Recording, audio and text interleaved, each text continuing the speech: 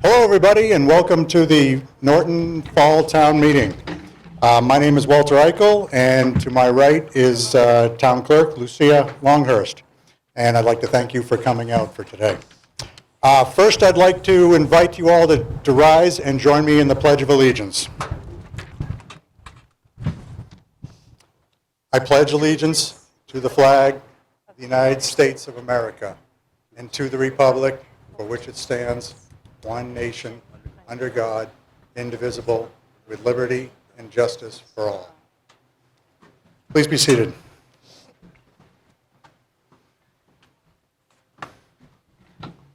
So, thank you for coming out today.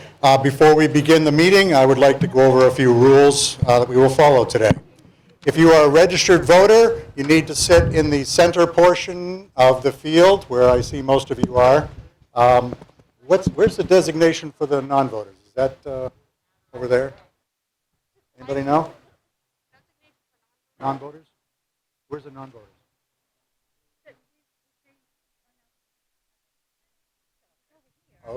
Okay, well, non-voters are to the far left there. So if you're not a registered voter, please move to your seat to the far left of the field. So if you wish to address the meeting, you may do so only after being recognized by the moderator. When you wish to speak, you may stand up and I will recognize you, and a worker will bring a microphone to you. We do have some around, but we will have people carrying microphones around. So if you wish to speak, stand up, make yourself known. I will recognize you, and then you'll have the mic will be yours. When you speak, please start by stating your name and your address so that the clerk can record that information. Please try and keep your remarks brief, to the point, and make sure they are relevant to the article under discussion only. All speakers will be treated with respect and courtesy by the moderator and the other attendees of the meeting. No speaker will be allowed to use the meeting for personal attacks on any individual. All remarks will be directed to the moderator, and while I will allow questions to be asked of individuals, I will not allow cross-examination of speakers. In recognizing people to speak, I will try to call upon those who have not spoken on the topic already before those who have already spoken. I will entertain motions to move the question, but I will reserve my right as moderator to deny any motion to move the question if I think there is still discussion to be had. If a standing vote is required, you will be instructed to stand at your seats until the vote is counted. If a ballot vote is required, instructions will be presented then. If you wish to make an amendment to any motion, you must do so in writing and present it to the moderator and the clerk.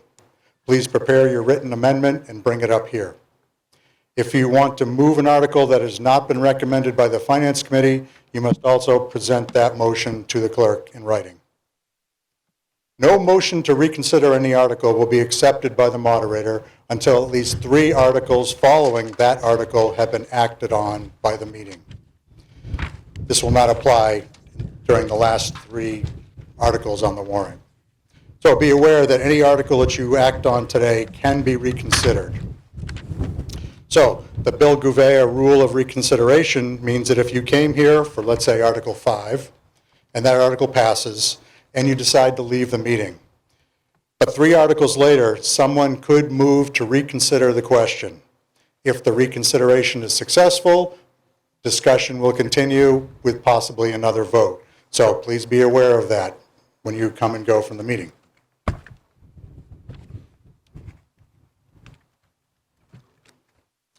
There will be a process for non-voters to speak on certain articles, and it is up to the meeting to decide.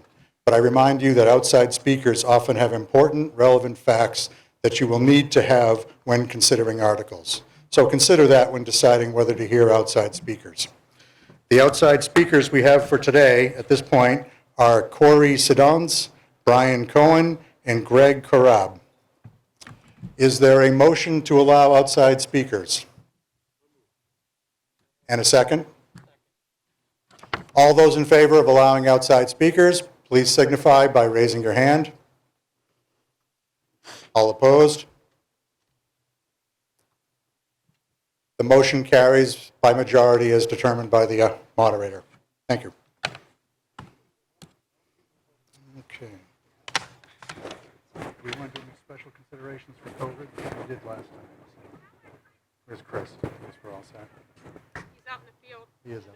Okay. Just social distance. Okay. During the meeting, we will be observing all COVID social distancing requirements, so please keep that in mind when you're moving around during the meeting. There are restrooms, porta potties behind the bleachers right here, and you can access them by exiting on either side of the bleachers. At the end of the meeting, please let me dismiss you orderly by rows so that we don't have a large rush of people at the end of the meeting. So please keep that in mind at the end of the meeting.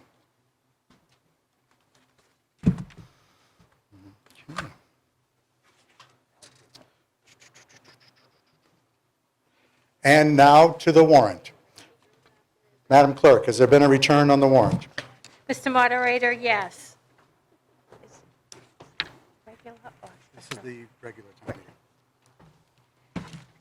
Norton, Massachusetts. I have served this warrant by posting attested copies at Chartley Post Office, Norton Post Office, Norton Municipal Center, Norton Public Library, and 3 other public places within the limits of said town, 7 days at least before the time of holding said meeting. Attest Michael J. Mayer, Constable, Norton, Massachusetts, October 8th, 2020. Thank you, Madam Clerk.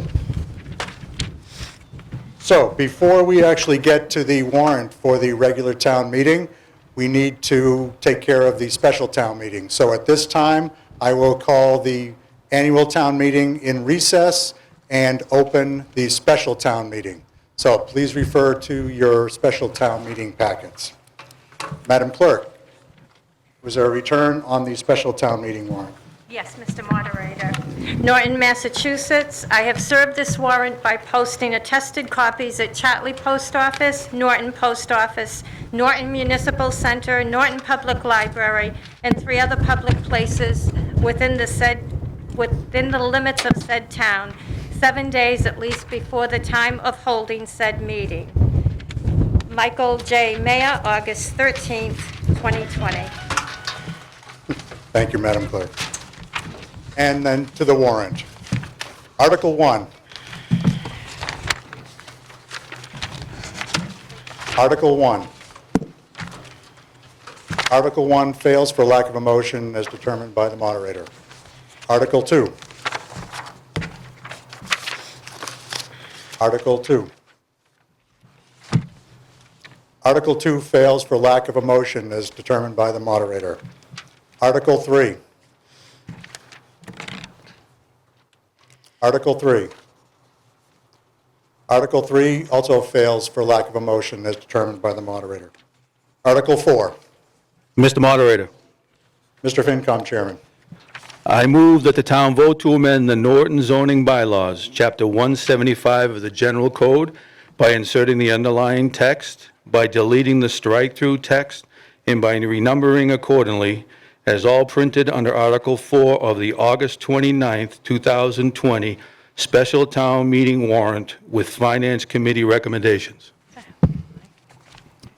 Thank you. Is there any discussion on Article 4?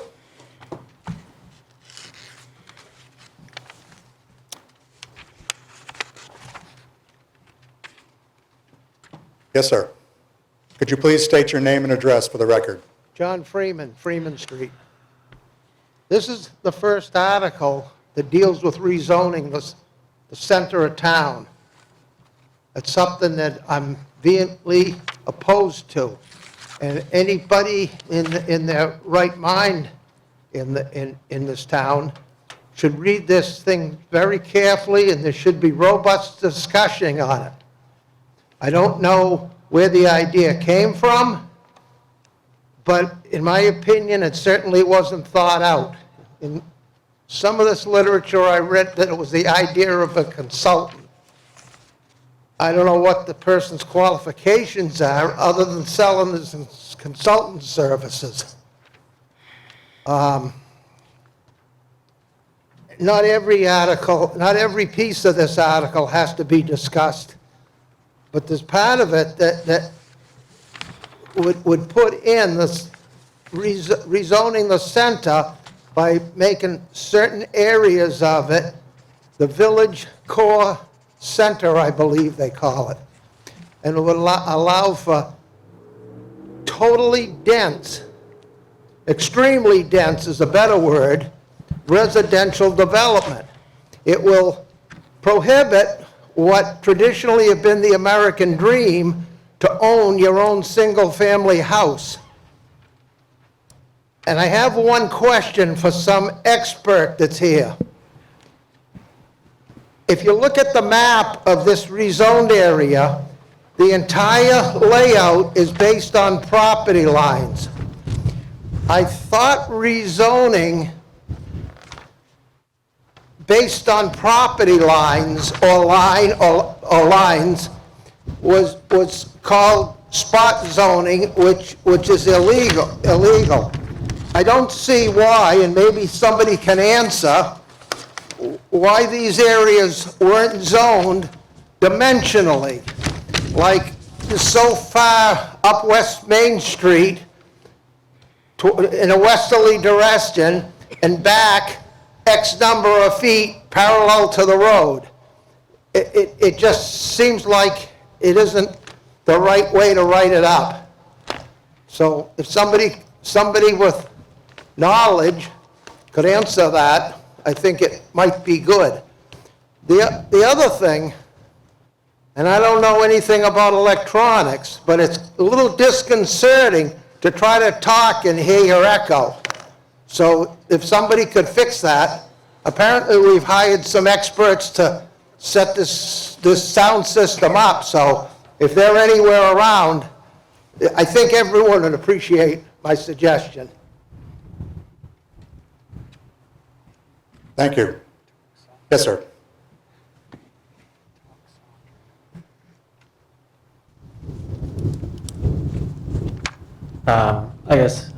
Tim Griffin, 169 John Scott Boulevard. I'm also the chair of the Norton Planning Board. So I just have a quick little summary here, which I hope will answer a few of your questions. The Norton Planning Department, the Planning Board, and many other stakeholders have been working on this for more than 2 years, trying to ensure what was presented to the town was in its best form. This is a long-term vision article, which is one of the results of a study conducted by the town via a state grant, which also involved SERPED, which is the Southeastern Regional Planners. The study included multiple public information sessions and other meetings going back all the way to May of 2018. This article hasn't changed since March of this year, and it'll be a relief to many of you, myself included, that the Planning Board has no changes for this article.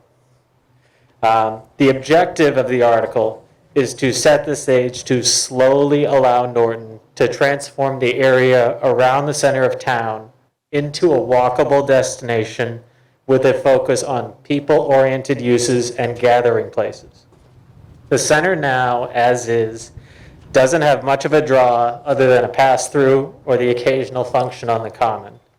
And we all know that traffic is a significant issue without construction in the middle of school pickups. I've been there too. With the update to the sewer system and businesses like Bog Iron and Norton House of Pizza, adding this district could help breathe some life into the area of town that needs it.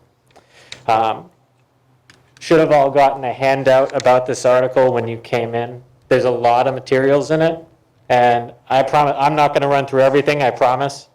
And there's a lot of different ratios and wording adjustments and all that. But everything you see is a result of feedback and comments developed during the information session, as well as the Planning Board's public hearings. We listened to what the people of the town wanted to see in the center, and working with engineers, transportation experts, and other stakeholders, we created this article as a starting point toward the end goal. Outdoor seating is one example of what the district is trying to do. As we know, it's something that's in greater demand now than last year. Temporary now, Bog Iron outdoor seating is popular, and creates the kind of outdoor presence that draws people into town. And I may actually go there once we're done here. Examples in the handout, which were drawn from the information sessions, are concepts of what the desired area could look like eventually. The concept of a top-of-the-shop style building with retail or commercial space on the first floor and a few residents above would create a more inviting downtown. And other changes would help create a situation where the bylaws in place for the area actually make sense for what we're trying to create. The proposed village center core focuses on people, ideally creating a walkable destination for businesses, restaurants, and retail shops. But to be clear, existing uses will continue. These bylaws will only apply to new development or redevelopment, and all the projects will come through the town's boards. Buildings will attempt to be pushed closer to the street with room for seating and foliage up front and parking for each lot on the sides and back. This ensures that structures are further away from neighboring lots in the rear, as well as making the area more inviting with all those cars parked up front.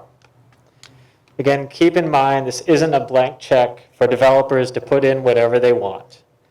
Any potential projects for the village center core would have to be brought before the planning board for review and approval with hearings. And to close, I hope you'll indulge me a very brief analogy. Getting this area to where we want it to be is a bit like a jigsaw puzzle. What's being proposed today isn't going to finish the puzzle or even get all of the edges done. But we spent too long in this town just staring at the pieces on the table and getting annoyed that no one else has started to put it together. If this was easy, we would have done it a long time ago. This isn't the end of the discussion. It's just the start of the process. Will continue in the months and years to come. Thank you, Mr. Griffin.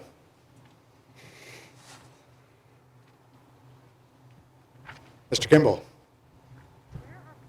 You recognize me under this mask, huh? You're well known. Good afternoon, everyone. I was on this committee in 2018, and we worked with the consultants to make this all happen. I'm fully convinced that redoing the center of town, the traffic pattern has to be addressed. I also believe that, the center of town should be redesigned to a certain extent by designing the zoning we're proposing. My problem with the project at this point is traffic. And I think even though the consultants told us this was probably the first step we should take, I don't believe that this is the proper time to do it. And I'll tell you why.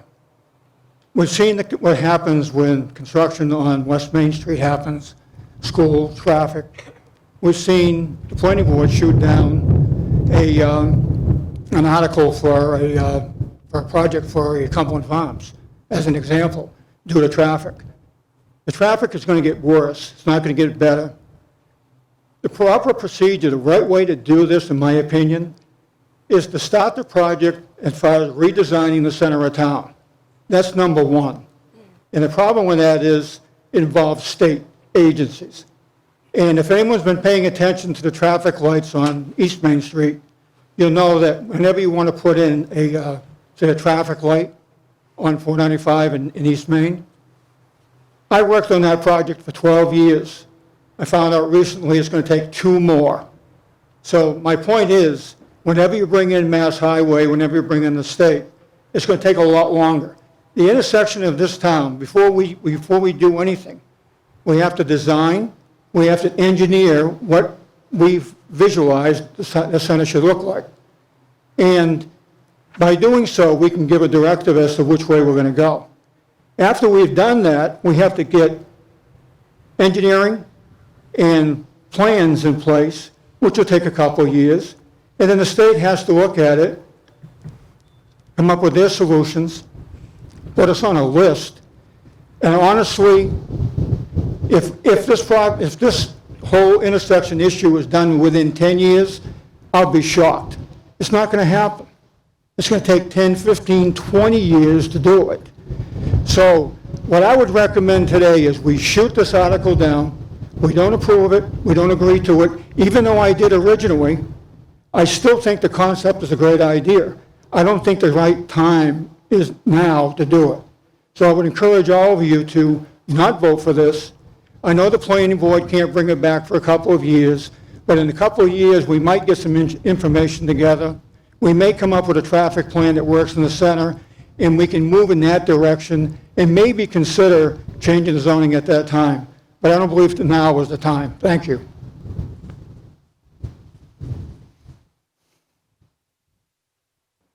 If I could skip to the gentleman behind you as a first-time speaker. Thank you, Mr. Freeman. Thank you. Bill Farrow, 16 Mansfield Avenue. We've lived here for 41 years so far. The Village Center Core project addresses some really important issues for the center of town. There's no question about it. The groundwork we're laying here will significantly affect the look and feel of the town for many years to come. So it's important that we get this right. I don't think we're ready yet. I don't think we're ready to accept this plan yet. My reason is that most people that I've spoken with don't understand it. Most people don't know what it contains or what the consequences will be. 4-story tall buildings on Main Street? Don't get me wrong. Clearly, a lot of good work and effort has gone into developing the VCC plan. There have been public workshops. I've participated. There have been surveys and town hall postings. Good job so far. But questions remain. Look and feel. Will we end up with Easton, like the pictures look like, or Attleboro, like the big tall buildings suggest? Walkable, practical, and safe? Will we really have high traffic and a winter parking nightmare because parking hasn't been fully planned? What's the effect on the bordering residential places? These questions can be answered, but people need time to understand and discuss. Why hasn't this already happened? The reason is no one's thinking or talking about that right now. We've got the COVID quarantine and the isolation, quarantine I'm trying to say. John's right, this echo is crazy. Lost jobs, all the consequences that go with that. The intense run up to this election, the school startup, the safety and concerns for all involved, our kids, the teachers, everybody else that's in the school. And COVID's spiking up again as we speak. People aren't thinking about this right now. We should decide on this not now, later. In the meantime, get through COVID, get the kids weapons, get schooling for the kids working properly, get our jobs back. We should publicize and refine this plan, and then vote on it when we're ready. More people should participate in these workshops, too. Thank you. Mr. Freeman. I'd just like to mention that the planning board chairman mentioned a lot of time spent on this, which I believe, and I don't think that's a good reason to vote for it if it's still a flawed product.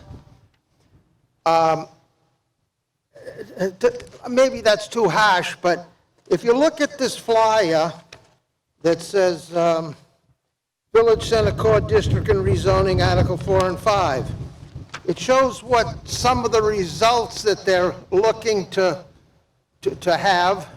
There's pictures, and there's a picture on page 10. It's Main Street in Easton. Now, that is a nice little section of Main Street, but I would say that virtually every building in that area, from where Center Street comes into Northeastern, down, well, almost to 138, there isn't a building there that's less than 100 years old. There may be one or two. On the next page, there's a picture of School Street in Foxborough. Now, plus the buildings in Easton, I don't know exactly how old they are, but they certainly predate zoning. Supporting the Village Green, School Street in Foxborough. I don't know how old that building is, but I never remember it not being there. I could be wrong. But it appears to me that it's quite an old building. And I don't know when zoning came to Foxborough. It certainly didn't come before the 50s, probably close to sometime in the 60s. And that building was put there without zoning, and they're telling us the zoning experts are going to make Norton better. Mr. Freeman? Yeah. I'm sorry to interrupt you, but this is the first article that discusses this issue. There will be others later on. I have speakers behind you, so if you could focus your discussion on this particular article, I would appreciate it. Well, I'll try to speed it up. There's one more picture, and it's in Newport, Rhode Island. That certainly doesn't apply to the town of Norton, Massachusetts. I do want to say a couple things. There's building projects like a proposed for Norton in Mansfield and Attleboro. The big difference is there's a train station in both of those, the town and the city. All this is going to do is cause more traffic in the center, and I agree with the previous speaker that the traffic is something that should be addressed. Now, if you'll allow me, I'd like to make an observation that probably a lot of people here don't know, because it hasn't been this way since about 1965. Years ago, somebody, and I assume his name was Pratt, because it was Pratt's store. It had the post office in one end, a store on the first floor, and it had apartments up above. Next door to that was Maddie's Coffee Shop. It was a shop. That's what we're looking for. Mr. Freeman. On the corner, there was the Wheaton Inn. It had some kind of a restaurant in the front. I assume it had rooms. And on the side of that building, there was the phone company switchboard, there was Dr. Duffield's office, and I believe there were a couple more doors and offices, and I don't recall just what they were.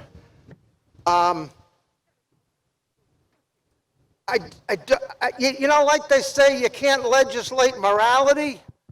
You can't legislate cute little things if there's no people that are willing to put their money where their mouth is and do it themselves. To move along to the next speaker, if you don't mind. I think you've made your point, and we understand that and appreciate that. I would like to move to the next speaker, please. I would like to move to the next speaker, please. Thank you, sir. If you'd like, you can get back in line again, but I do want to move. Thank you. Next, yes.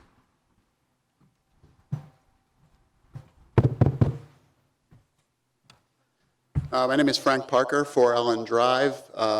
Just want to say that a vote no on this is really just another example of kicking the can down the road.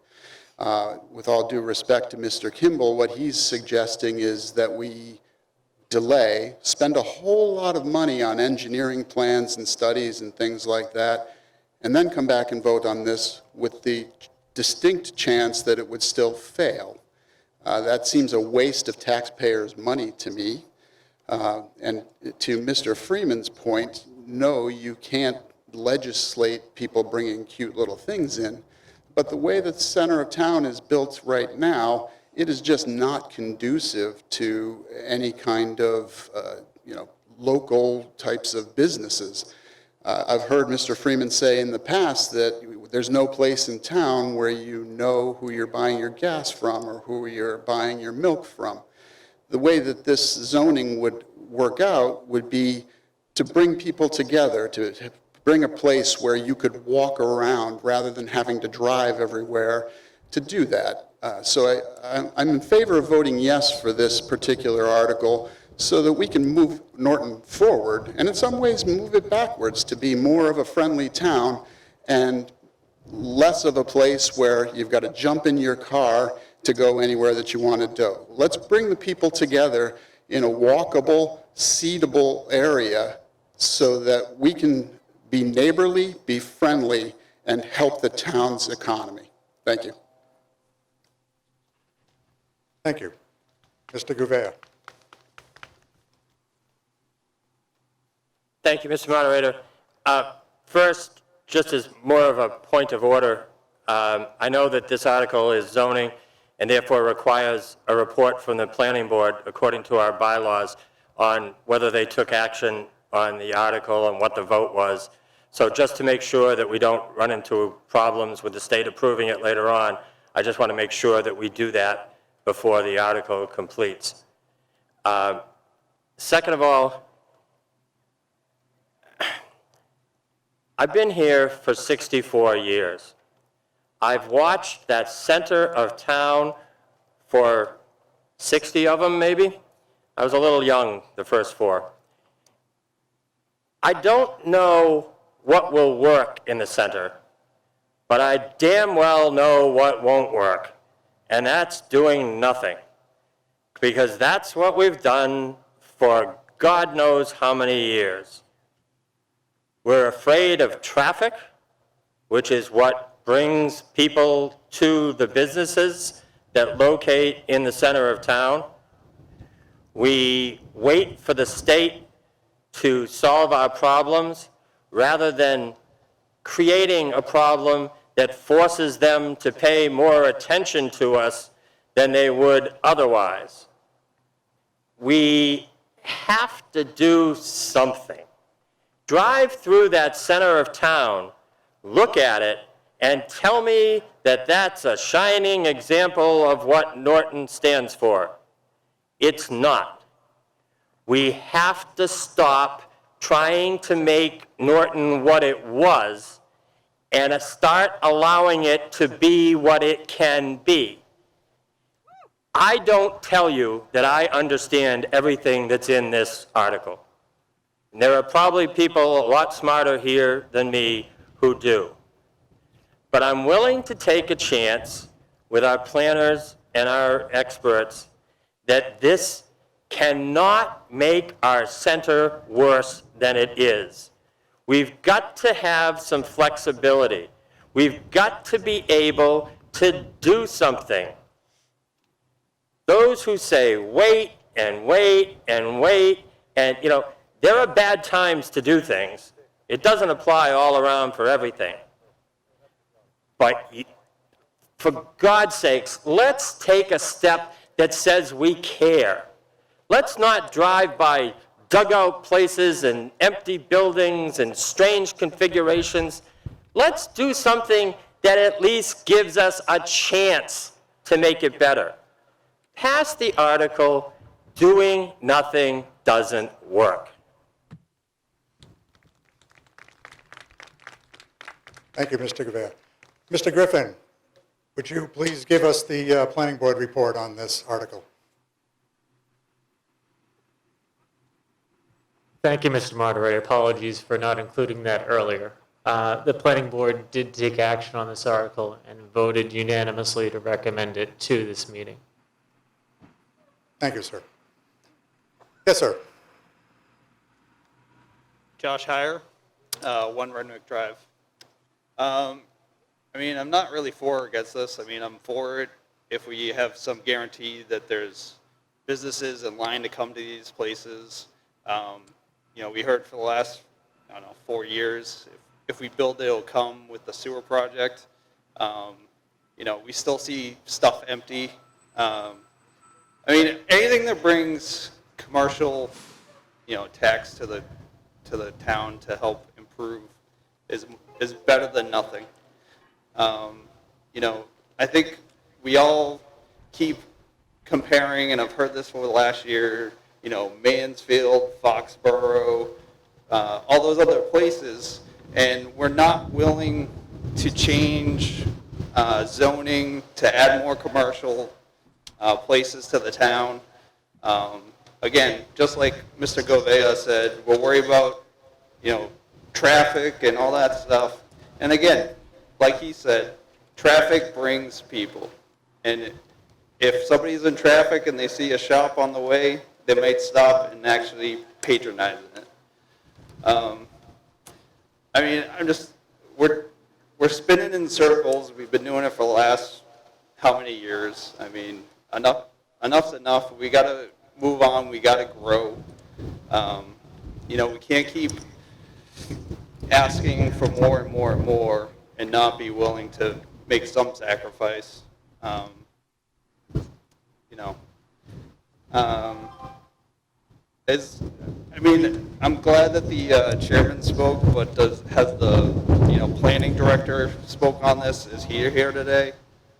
I'd like to hear from him to see his thoughts on it as well. That's pretty much all I got. Thank you. Mr. DiGiuseppe, would you like to speak? Yes, thank you, Mr. Moderator. And hi, everyone. I'm Paul DiGiuseppe. I'm the planning director. I would just say the primary reason for us to initiate it, as some of the speakers mentioned, we're just trying to make this area more attractive and something that the town can really be proud of and create a destination for everyone to have a place that they feel comfortable going to.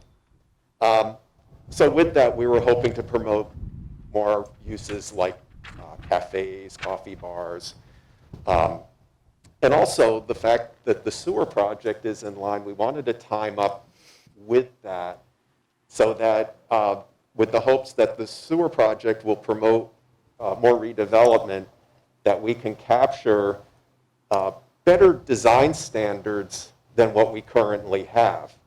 I mean, we still have a fairly intensive village commercial use. And my apologies, I'm hearing the echo too. So things can still happen, but we just wanted to put a better bylaw in place that help create a better design building, move them closer to the street, farther away from the residences behind them, and have more public amenities, which really is lacking right now in this area. So we would require developers to put, outdoor seating, good lighting, and that sort of thing that can help promote a good public experience. The last point I'll make, at least for this, is in addressing the issue of traffic. And Mr. Kimball's correct. It will be years before that happens. We just didn't want to lose the opportunity waiting. We don't know when MassDOT will ultimately make changes. And for many of you who were involved when we were looking at redesigning that intersection, there's no clear winning option. And we're going to continue to work on it, but we didn't want to lose opportunities, whether it's through this rezoning and some other initiatives we're trying to take in this area, and let them go by. So with that, I'm still available for answering any questions. Thank you, sir. Yes, sir. Mr. Moderator, Luke Grant, 210 North Washington Street. Although this article probably isn't what everybody wants, this is really what Norton needs. This is about progress. Every building that I see as a contractor get demolished and rebuilt without these options, guidelines, or quite frankly, opportunities, will last for 100 years. So if you look around and you see something happen as far as a building, nobody's going to rip that one down for 100 years. As I drive up and down 123, I see a lot of stuff that could use redevelopment. I have faith in the planning board and their review process and the other boards in town to guide the development according to these new rules. Let's go ahead and take a step forward. Thank you. Thank you. I have one more over here, and then I'll get to you, sir. Yes, ma'am. Denise Luciano, 6 Buddhist Drive. I'd like to move the question. I do have one speaker waiting. Are you, okay, you're okay. All right, We have a motion on the floor to move the question. Second, thank you. A motion to move the question effectively cuts off debate. We will hold a vote. If you vote in the affirmative and it passes, discussion will stop and we'll move immediately to the vote. If you vote no, discussion will continue on the main article. For this question, we need a 2/3 vote. All those in favor of moving the question, please signify by raising your hand. All opposed? Motion passes by majority as determined by the moderator. Mr. Moderator? I'm not sure if this is a proper point of order. That was what I was going to ask when I got up and you ignored me. But I asked a question about zoning maps, basically, and if a zoning map that's laid out strictly by Excuse me, lot sir. lines is considered spot zoning. So is it proper to ask? Do you have a point of order? Do you have a point of order, Mr. Freeman? Well, I'm asking you if that's a point of order. Will you accept it as a point of order? I don't recognize that, no. Okay, I could have figured that. Thank you.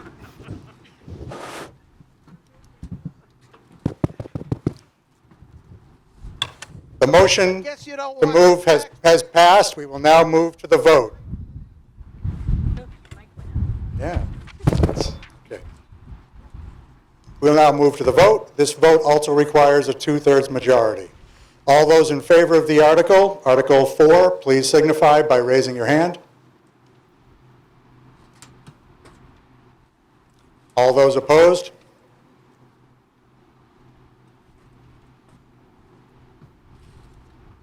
The article passes by a 2/3 majority as determined by the moderator. Article 5. Mr. Moderator, Mr. Chairman. I move that the town vote to amend the Norton zoning bylaw, Article 3, zoning maps and districts, and the Town of Norton zoning map adapted thereunder, which is entitled Zoning Map Town of Norton, Massachusetts, and dated June 1999, last revised October 21st, 2019. All as printed under Article 5 of the August 29th, 2020 special town meeting warrant with Finance Committee recommendations. Thank you, Mr. Chairman. Mr. Griffin, would you like to address that? Thank you, Mr. Moderator. I'd just like to report that the planning board did meet on this article and motioned unanimously to send it to this meeting. Thank you. With that, is there any discussion on Article 5?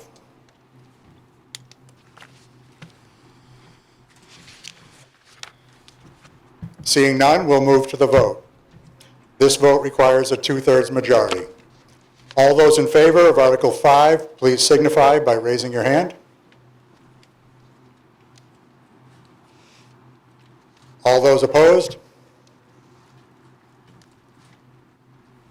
Article 5 passes by 2/3 majority as determined by the moderator. Article 6. Mr. Moderator, Mr. Chairman. I move that the town vote to amend the Norton zoning bylaws, Chapter 175 of the General Code, all as printed under Article 6 of the August 29th, 2020 special town meeting warrant with Finance Committee recommendations to create a marijuana overlay district and to provide for the regulation of marijuana establishments and medical marijuana treatment centers, formerly known as registered medical marijuana dispensaries. Thank you. Thank you. Mr. Griffin, would you give the planning board report on that, please? Thank you, Mr. Moderator. The planning board voted unanimously in favor of sending this article to town meeting. Thank you. Is there any discussion on Article 6? I see a hand. I guess we're actually walking to the microphones, if you wouldn't mind. Thank you. Read this thing. Can somebody please explain it to me? Excuse me, could you please give us your name and address? Please? Sorry, Deborah Ross, 24 North Washington. Thank you, Ms. Ross. Yes, Ms. Delay. Good afternoon, everyone. I'm Renee Deli, 69 South Washington Street. I'm the chair of the Economic Development Commission. I'll speak to this project and answer any questions I can. First, let me please start by saying this is an economic development project. It does have zoning impacts to it, which is why we're here today to vote. This project overall, the primary benefits of this project are to increase the tax base of the town of Norton. We've all talked about this. We all know that change needs to happen. It's to essentially implement previous town meeting articles that have been passed, both Article 17 and 22 from the May 2018 town meeting. By increasing the revenue, we have the potential to leverage the current opportunities here to bring a new industry to Norton and enhance the existing groundwork that we laid previously. And just so for you AV folks, if you're worried about the echo, I love to hear myself talk, so feel free just to keep it the way it is. The Economic Development Commission specifically is executing this project as a reasonable and thoughtful vision to align with the town's character. And I want to take a moment to recognize my fellow EDC members and neighbors, Denise Luciano, Anthony Kolatichek, Laura Parker, Michael Toole, Sandy Olerhead, Mike Massini, Frank Fogarty, and Mike Flaherty. Also, I'd like to thank the planning board. We had Julie Oakley and Oren Siegel involved in assisting us and helping us make modifications to do the right things for the town. Also, Paul DiGiuseppe, Mike Units, Serped, and the Finance Committee provided us feedback as well. So I want to clarify quickly what we talk about marijuana establishments. This definition in our bylaw remains unchanged, but just so you're informed, it does include the retailers like we think about with pot shops. It also includes cultivators or growers, product manufacturers, testing facilities, and any other type of licensed marijuana-related business. This is defined in the Mass General Law, Chapter 94G, Section 1, and the Cannabis Control Commission. Just briefly, I want to talk a little bit about the timeline. I mentioned the articles that we previously voted in the town. So Article 17, we voted in favor for a 3% local excise tax to impose on the sale or transfer of marijuana. Article 22 authorized marijuana establishments in the industrial district subject to special permit requirements and site plan approval. Those, again, both passed. So that was in 2018. A year, just a little over a year later, the EDC convened and we had a conversation about business within the town of Norton. At that point, that discussion led us to support pursuing not only looking at the existing bylaw, which was for the registered medical marijuana dispensaries, but how do we make sure that we attract businesses here and do it within our character. So over the next 2 years, literally the next 2 years, we met with constituents not only within the town, the planning board, as I mentioned, finance committee. We also had discussion with folks within the industry, so we were able to learn more about it, make more informed decisions, and make sure that we were doing the right thing for the town. We had the planning board public hearings in May of 2020, and those went very well. We had full support of the planning board, and I imagine he probably has to come back to say that, right? What's that? The planning board report? Yes. He's going to have to come back. Okay. Oh, you did? They did, yes. I'm sorry. Thank you, Mr. Griffin. And then we had an information session as well in June. So there's been quite a bit of work on this. If we talk a little bit about the bylaws that we present in front of you, as I mentioned, we have one right now for registered medical marijuana dispensary. That language has changed to a medical treatment facility or an MTC. So the bylaw, what we account for is not only the medical treatment facility, but also marijuana establishments.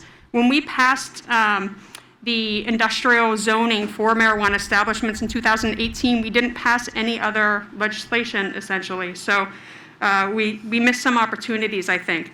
So a couple of things that this bylaw does is it establishes requirements for permitting beyond the state requirements.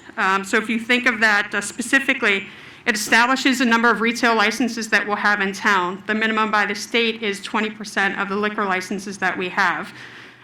So without the bylaw, we essentially can bring in any number of retailers that we want. This bylaw does reduce that to 2.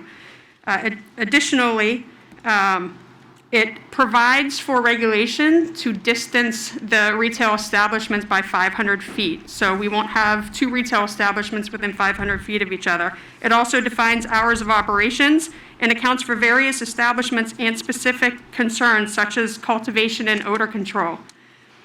It accounts for the accessibility into retail establishments from main thoroughfares, and that was a discussion specifically because we don't want to have, residential areas really impacted by this. And also establish and it provides for an overlay that requires two conditions. One, proper zoning. So the zoning that we're proposing does include the industrial zoning that we previously approved in the town, but it also includes village commercial and commercial zoning. Additionally, it requires the marijuana overlay designation. So those 2 criteria have to be in place for a marijuana establishment or a medical treatment facility to operate in town. In respect to the overlay, whoops, I'm getting stuck by tape up here. Give me just one sec. In respect to the overlay, we defined 5 different districts within the town. The overlay districts, we focused on specifically areas that were currently in the zoning, which are in the industrial, as well as areas that really led to commercial and retail opportunities. So we looked at Route 140 North, that's up by Xfinity Center. We designated certain areas there and throughout 140 as part of the marijuana overlay. Business and industrial zones within Chartley, so that's on the Attleboro line down 123. Also industrial zones in South Norton, those currently are in the required zoning district. Norton Commerce Center, which is at 123 near Bay Road, and then sections at the East Main Street Business Parks, and that's at 123 and 495.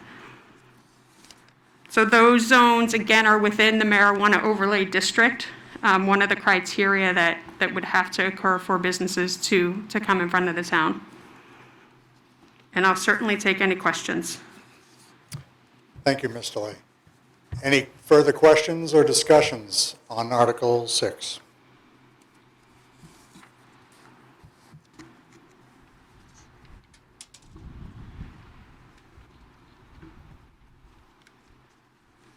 Yes, sir. Jim Riley, 149 West Main Street. Renee, we just moved some parcels out of commercial, village commercial, and residential into the village center core. Would those parcels now no longer qualify?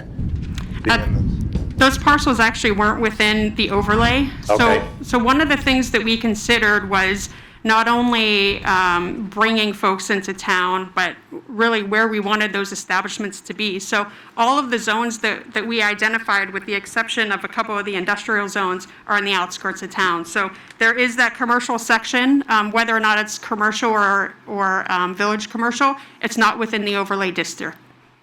Okay, just so I understand, this new area in the center of town that we created would not be in the overlay? It would not, and it actually excludes, and please, Mr. Griffin, correct me if I'm wrong, but it excludes marijuana establishments within that district. Okay, thank you. Any further discussion on Article 6? Mr. Freeman. I'd just like to say, I'm totally against this. I'm also against the previous articles. But I assume if there's 2/3 of the people here that are damn fools and want to sell out the town for this because it's all about money, I guess they should vote for it. Mr. Freeman, thank you. Next speaker, please. Thank you. Good afternoon. David Heaney, 25 Fletcher Way here in Norton, and I'm here to speak in support of this particular article. I do want to call out a couple of things. First, the idea of social consumption establishments, effectively a bar where one would consume this, that is absolutely not allowed, correct? Correct. There was no change to that previous bylaw. Okay, thank you. And when when similar issues came up in previous town meetings, there was a fair bit of argument against it because we didn't want it near schools or near residential areas. And can you please just confirm for me that none of this would be allowed anywhere near the schools in town? Correct. So the existing state requirement of 500 feet away from any K through 12 school remains in place. Great, thank you very much. And with regards to the benefits to the town of this, I know there would be benefits from both taxation of the buildings themselves, but also there's something else with the revenue that they bring in. Can you just explain that to me and remind me what that was? I can. It might be somewhat outside of this, the warrant, but again, the 3% excise tax that we approved in 2018, there's also a 3% community impact fee that the select board would negotiate with potential marijuana establishers. Okay, so case by case, there would be additional revenue beyond what most businesses would bring in? Correct. All right, thank you.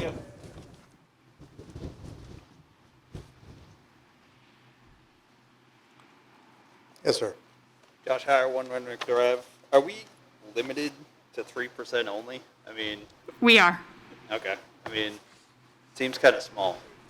I mean, casinos get taxed at up to 50%. I mean, I feel like there should be more involved in that, but if that's a state mandate or is that a community mandate? It's a state mandate.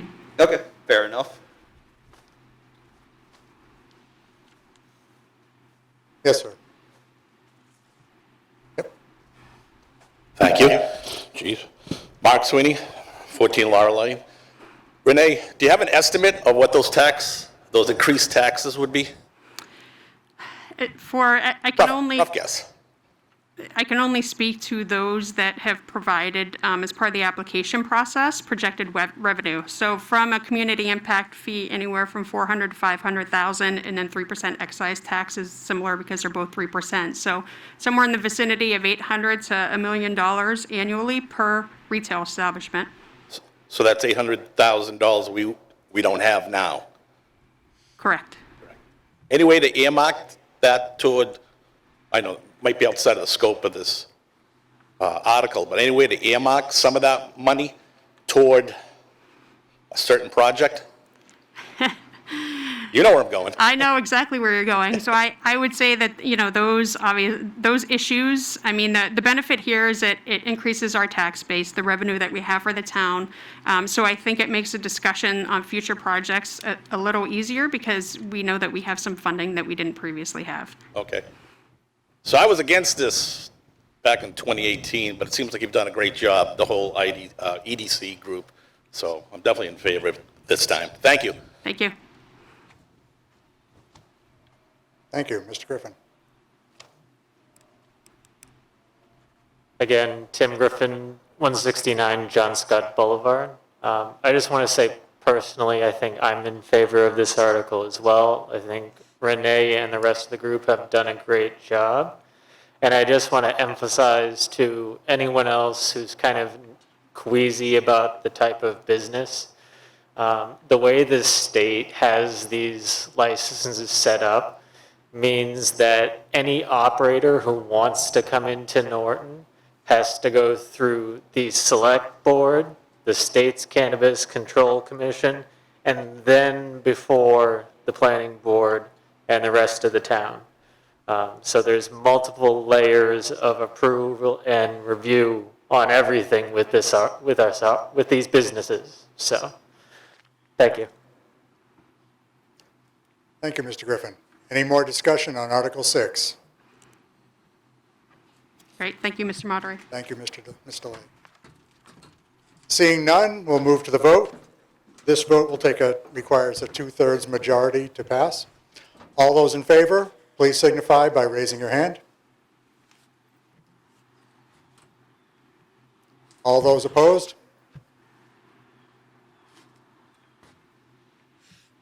Article 6 passes by 2/3 majority as determined by the moderator.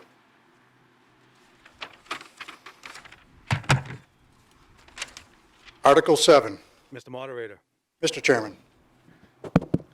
I move that the town vote to amend the Norton zoning bylaw, Article 3, zoning maps and districts in the town of Norton zoning map adapted thereunder, which is entitled Zoning Map, Town of Norton, Massachusetts, and dated June 1999, last revised October 21st, 2019, to include a marijuana overlay district comprised of 5 areas to be designated: Route 140 North, East Main Street Business Parks, Norton Commerce Center, industrial zones in South Norton, business and industrial zones in Chartley, and further, that the said districts shall include the parcels as shown on the proposed marijuana business overlay as on file with the town clerk and as set forth on the chart entitled Districts by Parcel attached to the August 29th, 2020 special town meeting warrant with Finance Committee recommendations as Exhibit A.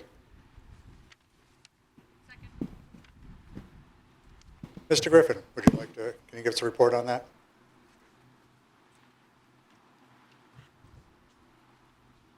Thank you, Mr. Moderator. I would just submit that the planning board voted unanimously to send this article toward this special town meeting. Thank you. Thank you, Mr. Griffin. Any discussion on Article 7?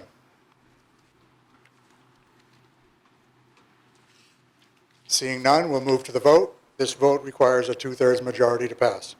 All those in favor of Article 7, please signify by raising your hand. All those opposed? Article 7 passes by a 2/3 majority as determined by the moderator. Article 8. Mr. Griffin.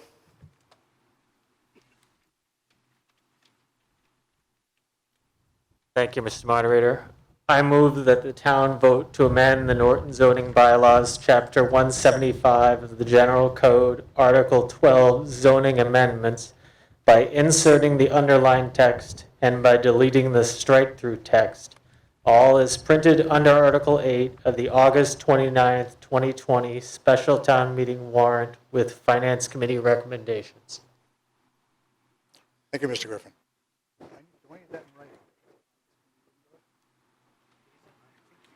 This is sufficient? Okay, great. Okay, thank you. Thank you, Mr. Griffin. Let's see, did you provide the report on the planning board vote on that, please? Getting my steps in today. Yes, the planning board voted to send this article forward to this special town meeting. Thank you. Thank you, Mr. Griffin. Moderator, did I give the reason why the FinCom? Yes, Mr. Chairman, would you like to address it from the FinCom member? I just want to address from the Finance Committee, when we reviewed the article as written, we had a problem with removing the signage. There needs to be a better communication plan throughout the town to involve all of the town people on any zoning bylaw change. We felt the article as written, or the proposed changes to the article, would eliminate quite a few. Interestingly enough, when we see a map on a zoning change that's at the side of the road, people are really interested in what's happening. It, one, initiates more than just the bare minimum of people involved in that zoning change, if you will, to get involved, find out what's happening. The article as written here is changing it to the bare minimum. So our main concern from the Finance Committee was that there should be a communication plan to involve more people with zoning bylaw changes if we're going to remove those small town signs, and come up with a communication plan for all those involved, not just the immediate abutters, and give people the opportunity to ask questions and find out about a particular project. Thank you. Mr. Griffin, would you like to address the signage changes? Thank you, Mr. Moderator. I understand definitely your points, Mr. Finance Committee Chairman. I feel that from a basic perspective, the sign requirement isn't something that's mandated by the state, which many of our zoning bylaws are. But the zoning bylaws, right, as they're written, with the days involved between posting and all those different deadlines, they create a significant issue when bringing matters before the planning board, getting them posted appropriately, getting the signs up, especially for fall town meetings where the timelines are very tight.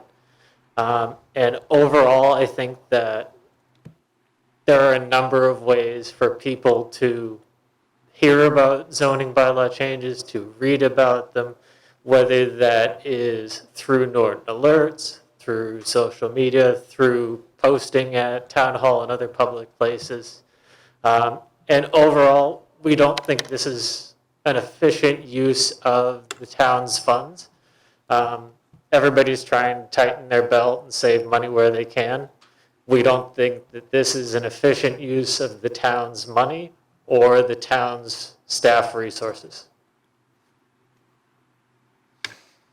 Thank you. Speaker, yes?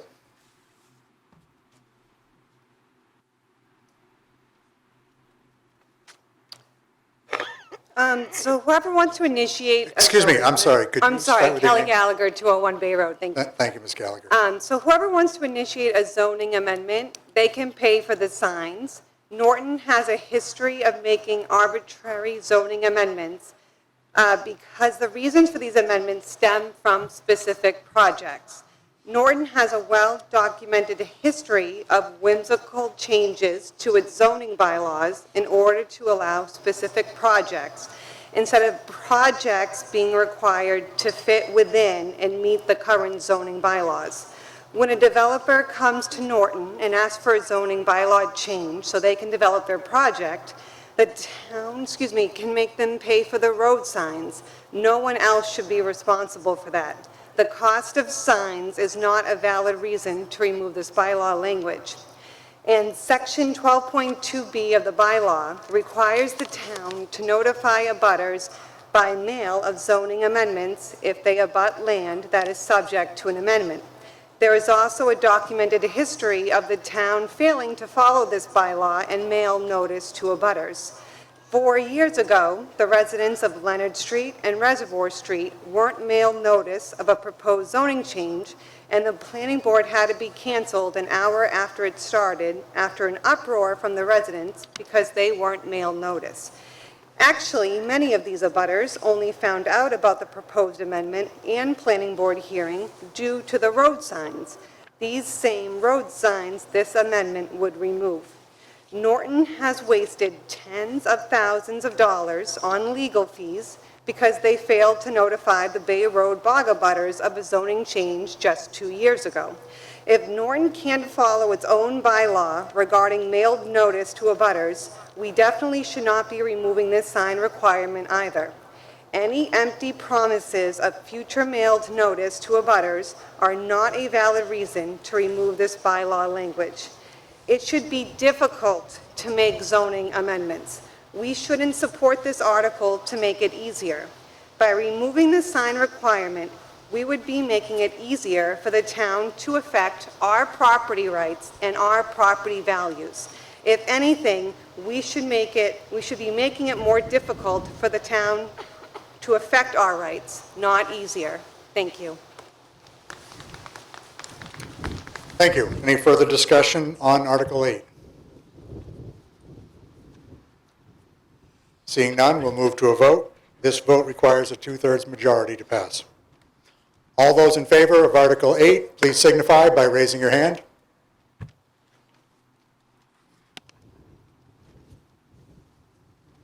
All those opposed?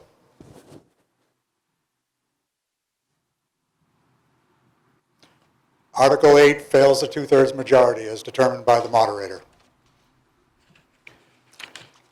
Is there any further business to come before this special town meeting? Mr. Moderator, if I could just point out a safety with the mics. If we could just, as we're walking up to the microphone, put your arm out like this, stay that distance away. You're easily heard. We're not getting too close to the mic. So just wanted to put that out there. Thank you. Thank you. Okay, seeing no further business, I will adjourn the special town meeting. Anything else? So at this point, I will resume the annual town meeting. So please switch to your other warrant. Mr. Moderator, Yes, sir. I would ask your discretion to move to Article 17 to be first considered. Thank you. We have a motion on the floor to move Article 17 and address it out of order. Thank you. This takes a majority vote. If successful, we will move immediately to Article 17. If the vote fails, we will continue the warrant as printed in the printed handout.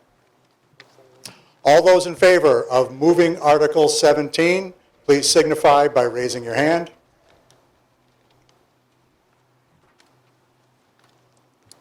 All those opposed?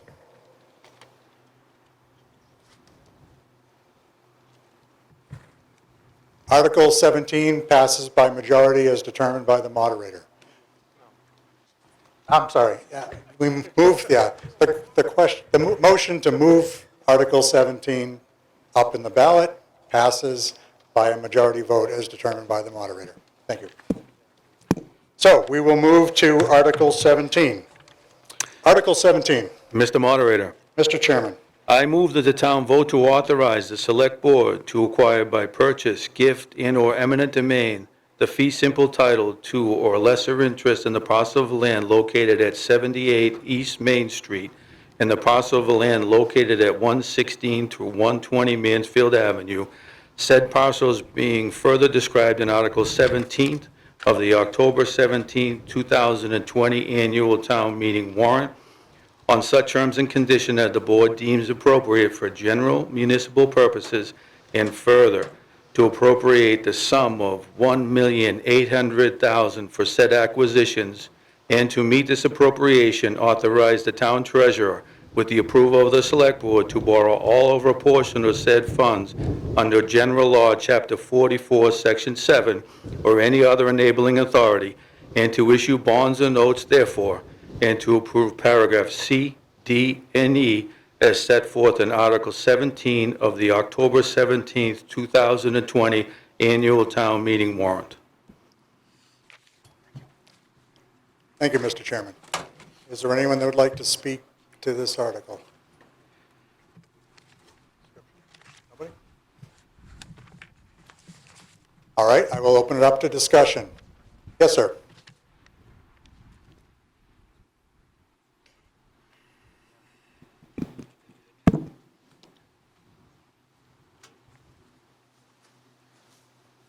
Peter Wiggins, your honorary Mayor Norton, and I vote yes on this article because what Bob Kimball says, we've been putting on Band-Aids for this town hall for too long, and the senior center is a danger because a lot of elderly. That's right, because I'm all for a new senior center because the senior center is a death trap, and like Bob Kimball said, we've been putting on Band-Aids into the town hall for too long. So I will vote yes on this. Thank you. Woo-hoo. Thank you. Is there any further discussion on Article 17? Yes, ma'am.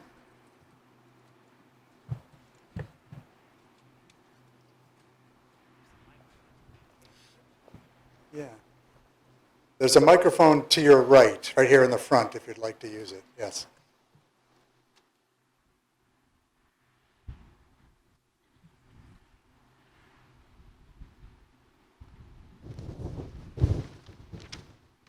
Hello, everybody. My name is Gail French, and I'm a participant of the Senior Center. And I have to tell you, it's the best place in the world I've ever been to. I lived down in the Norton Glen, and I felt isolated. And when I first moved here, I just felt very isolated living there. Recently, I moved to senior housing, and I love it a whole lot better. But I have to tell you, the senior center is a wonderful place. And I think we ought to give Beth Rossian a big hand because she's a wonderful person. She cares about us. And she does a wonderful job directing the senior center. And besides that, I have to tell you, for someone like myself, how about a good hand for her? Yay for Beth. Anyway, for me, I met a lot of nice people there. I attended trips. I made a lot of friends. And I felt very comfortable there. But it is too small. It's like a one-room schoolhouse. I don't know how Beth does it and all the other people that work there. But I have to tell you, we desperately need it. We need an improvement. It is too small. And we can't accommodate all the people that are seniors in our town. Beth is a wonderful person. She's done a wonderful job. She's very kind and caring, and we're very fortunate to have her. My fear is that if we don't get a new senior center soon, she may go somewhere else. We can't afford to lose her. The other thing is, if you are a senior center, a senior person, and you don't have a lot of friends or you're lonesome, the senior center is the best place to go to. You can take Dial-A-Ride, you can drive there, you can walk there if you're close enough, but their programs are terrific. And I have to tell you, I used to go to the senior center probably 2 to 3 times a week, and I loved every minute of it. We've had a lot of good times. We've had tea parties, all kinds of parties. We've had very interesting speakers, and Beth has done a wonderful job. I have to tell you that I expect and I hope that other people who are seniors and those who may be seniors soon think about this seriously. We desperately need a bigger building, and we need one with lots of parking, and we need some with space, so that we can do different things. It's the best part of being a senior is being a member of the senior center. Thank you. Thank you. Yes, sir.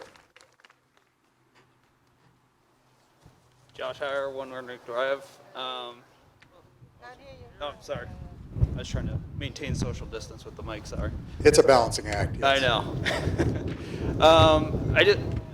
I mean, unless these parcels are free, I mean, I get it. I mean, we need a new senior center. We need a new town hall. But I mean, we got other things that we need to worry about at this point. I mean, I've never heard somebody say, hey, I want to move to Norton or another town because they have a beautiful town hall. It's just, you don't hear that. You hear they have great school system, they got, you know, public safety is great there. I mean, how many people utilize the town hall? You can do a lot of stuff online. I mean, I want to know what the percentage is of people paying bills online versus going into the town hall. I mean, to me right now, it's not needed. And I mean, I get the senior center and the community center, but the town hall part, I can't back. It's just not, it's not feasible. Yes, ma'am. Pat Tarantino, 212 Old Taunton Ave. I've been thinking about what I was going to say today. I rarely get up and say anything, but I keep thinking about teaching 2nd grade, and one of the social studies that we had to teach was the difference between needs and wants. We have a lot of needs. Well, we have several needs. We have to eat, we have to have housing, we have to have clothing. I need clothes on my back. I don't need a mink stove. I need food on my table. I don't have to eat lobster every night. In Norton, we need a center for our seniors, and not just our seniors. Beth and her staff, they work with people who have financial problems. They've lost their jobs. They need food stamps. They need health insurance. It's not just seniors. So we need a new building. Our building inspector 2 years ago said maybe we'd have 5 more years in that building before it gets condemned. By the time we pay for the land, pay for the plans, and get it built, that building will be demolished. We can't put it off any longer. It needs to be done. It's not a want, it's a need. Thank you. Thank you. Mr. Gouveia. Thank you, Mr. Moderator. First of all, having been around for a while, I can tell you that the senior center and the town hall are both definitely needs. There's no two ways around it. Both those buildings are pure crap, and they need to be replaced for the safety of the people who go in them and for a lot of other reasons. So that's clear. But I want to focus on what this article actually does. And what this article does is it authorizes the select board to enter into an agreement for a purchase and sale agreement on these 2 lots for $1.8 million. It's essentially putting up the money for the lots to be purchased. Now, I don't understand this because you don't want to buy the lots unless you are going to fund the building of the 2 projects. And I don't know the numbers. I'm sure Dinah and Jim know them, right off the top of their heads. But I think that's $20 million or something huge like that, which will require the town passing a debt exclusion override in order to fund it. So if you buy the property and the town does not pass an override for the $20 or $25 million, then you have taken land off the tax rolls, the town now owes them, and you are not going to build the projects on them.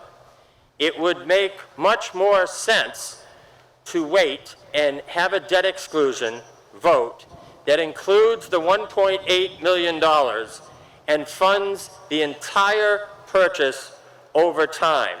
And then you don't run the risk of having the property bought and then having the voters say, no, you don't want to spend that much money. And please know that if you're prepared to vote for this today, then please make sure that you are also prepared to vote for the $20+ million override, because one makes no sense without the other. And in the general point of things, I talked earlier about how you can say there's not a good time, and it's never a good time to do many of these things.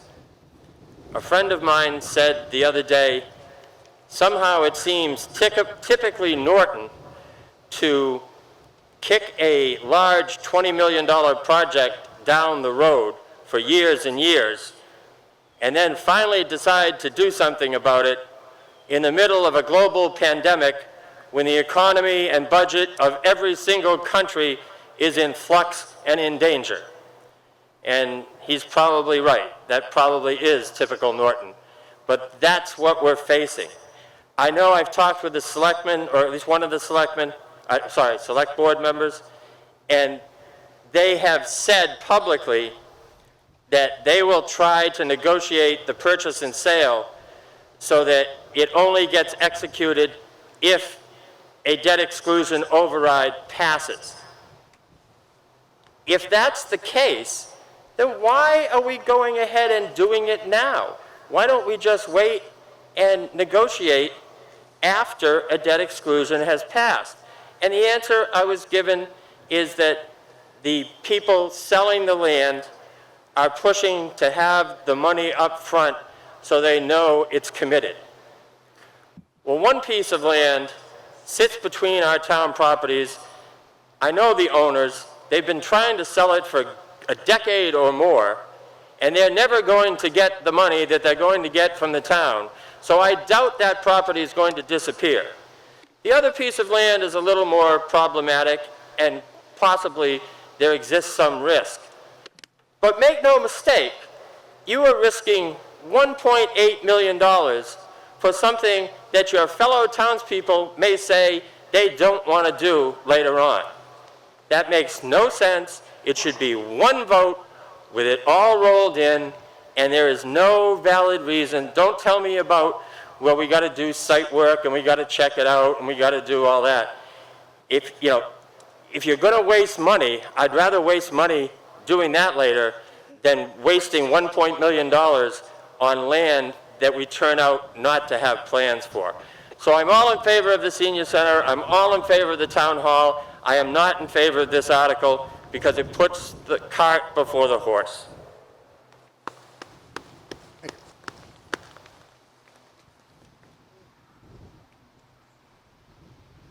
Good afternoon.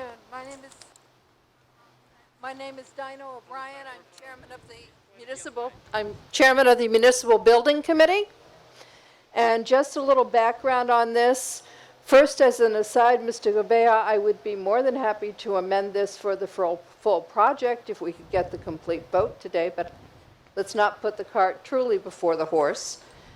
Back in October, the Building Committee began looking for a suitable spot for both the Council on Aging and the Town Hall. Through November, December, and January, we reviewed 17 sites within the town, narrowed it down to 4, which we presented to the Select Board in February. In August of this year, we had a public hearing, which was attended wonderfully by about 65 people over Zoom, where we discussed the properties, narrowed it down to the 2 that we are asking you to consider today.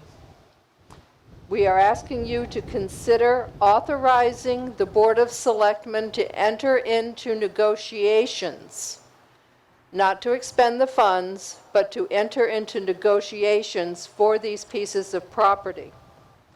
It is the first step in getting these buildings constructed. We do need to know where we are going to put them before we begin all of the engineering, environmental studies, adjusting the footprints of the building plans that we already own to fit a specific piece of property.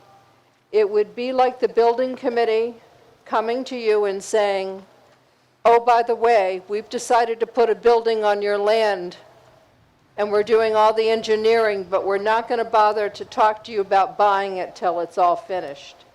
This is a first step that we need to be able to take.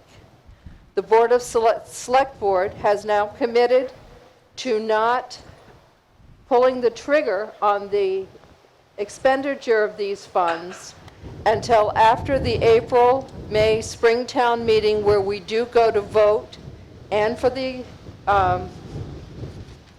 ballot vote on these issues. So the money will not be spent unless the 2 issues go in the spring. But we do need to be able to go onto these properties, to look at them, to do the engineering, to do the footwork, to get these 2 buildings going forward. And we can't do that while they are still complete private property without the town expressing an interest in their acquisitions. So I'd be happy to answer any of your other questions that you have. Thank you. Yes, ma'am. That was a great explanation. I'm Diane Battistello, North Worcester Street. I just want to give a shout out to all the senior citizens who've paid their taxes 30, 40, 50, 60 years after their kids have graduated and gone. The town needs a senior citizen center. Right now, they're sitting in a bunch of electrical lines, which I'm sure is a very toxic environment. So I urge that we go forward with this. Thank you. Yes. Deborah Ross, North Washington Street. I have been furloughed from my job. I am a senior, and I want to put this into perspective. You're talking about $1.5 million, give or take, but most properties around here are going for, what, $400,000 or $500,000? We're not talking about the end of the world here. We're also not committing to the purchase. We're committing to the possibility of securing at least one piece of property that's in the heart of town. And I'm a cheapskate, and I still say that, you can't start looking at things if you're not going to give out a measly 3 pieces of property type of price. Thank you. Yes, sir. Jim Slattery, 36 Sturdy Street, Norton. All due respect to Mr. Gavea and not a personal attack, but having done the dog and pony show for 2 years for the Reed and Barton property, one of the first questions that the board always gets asked is, where are you going to put it? Well, we came up with, with the cooperation of the selectmen, we came up with where we want to put it. You can't build your house until you have a lot of land. This reserves a lot of land, so when we go forward to build the senior center and the town hall, we will have it, and it solves that question and saves everybody a half hour at a meeting. I think Dinah very well explained, we went through 14 different parcels of land. To answer the person about the town hall, I will just ask them, whoever they work for, do they have a corporate headquarters? The corporate headquarters for the town of Norton is a recreated gymnasium from an 1890s school. That is our corporate headquarters for the town. We have very valuable town employees who are working in that building right now under the COVID, and it's not a suitable building. I've said this before and I'll say it again. It does not have an occupancy permit. We should not be in it. It should be a condemned building. But, we need a town hall. We need a place to do the business of the town. Yes, you can pay your taxes online, but sooner or later the treasurer has to have a desk to sit at, to put it on the books, to pay the payroll back to the town employees. So yes, we need a town hall. Yes, we need a senior center. And yes, we need Article 17. We need the 2 lots of land. Thank you.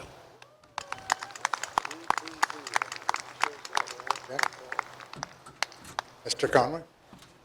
Thank you, Mr. Moderator. Jack Conway, 27 Oak Street. Just to try to address Mr. Gavea's comments, I was the select board member that he was speaking to earlier, and I definitely understand his concern, and perhaps this is going a bit backwards. However, you mentioned risk. Allowing the select board to negotiate with the landowners today helps mitigate our risk that these properties will still be available when we need them, when we eventually come back before the voters next spring to ask for the full allotment. I've made a personal commitment to both the FinCom and the Permanent Building Committee, and I will make that now to everybody here. I will not vote to execute a purchase and sale unless that is contingent on those projects being approved, both at town meeting and at a ballot vote. The last thing that this town needs is more property it's not going to use. However, we need the ability to negotiate in good faith with these folks. Norton has a reputation of being very fiscally conservative. I don't think that's a shock to anybody. So being able to go to them and say, town meeting has approved the funds for this. We're not going to give that to you until we are confident that we're going to need them, but it changes the dynamic and allows us to have truly meaningful negotiations and try to get the best value for the town. I think others have spoke quite elegantly as to why we need these buildings, and I fully agree. There's a lot of work to do in order to create the best case for these projects moving forward. That's what we need to do for the next 6 months or so. That's why we need to understand where these buildings are going so that we can do site-specific plans. We can understand the geotechnical constraints of the sites, the wetland conditions on the sites to make sure that they're actually viable. The last thing we want to do is get very close to that finish line like we did with Reed and Barton and find that there are some insurmountable hurdles. Doing this now allows us to try to tick those boxes, mitigate our risk, and bring these forward for a full vote next spring, the way it should be done. So thank you very much for your consideration. Thank you, Mr. Conway. Yes, sir. Oh, I'm sorry. Yes, sir. Keith Silver, Plain Street. I'd like to move the question. I do have one more speaker, I think, if you don't mind. I'll be quick and I'll let you move the question. I mean, I'm fine with new buildings and having a corporate headquarters or whatever you want to define it as, but, sorry. Again, trying to social distance. I'm fine with, a new town hall, but it's, hearing that it's going to cost $20 million, I mean, you could build something smaller and more usable for way less than that. I mean, I'm not an engineer, I'm not a construction worker, but I feel that we're looking for a Taj Mahal when we only need, a usable building that, again, if you want to have offices and office space, you can do it for way less. That's my last word on that, so.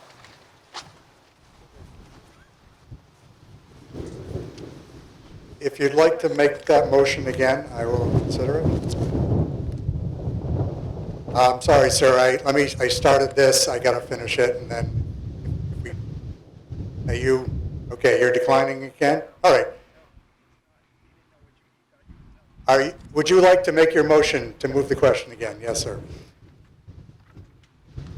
Thank you. Keith Silver, I'd like to move the question. Thank you, sir.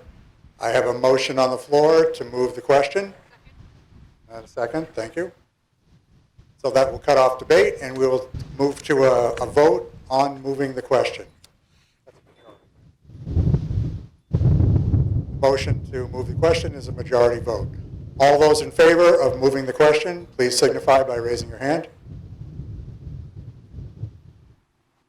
All those opposed? The motion to move the question passes by majority vote. We will now move to voting on the main article, Article 17. Thank you, yes. Article 17 also requires a 2/3 majority to pass. All those in favor of Article 17, please signify by raising your hand.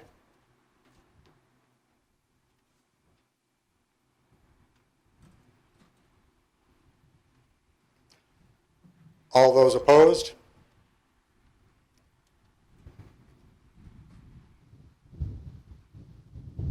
Article 17 passes by a 2/3 majority as determined by the moderator.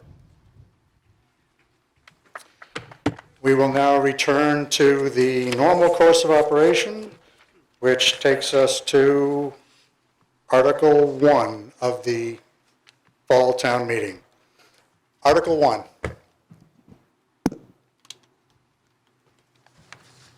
Article 1.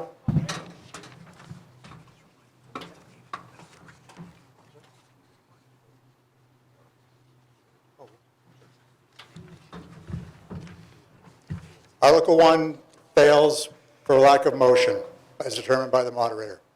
I would like to remind everyone that Article 17 is available for reconsideration for 3 more articles. 2 more now, actually. Article 2. Article 2.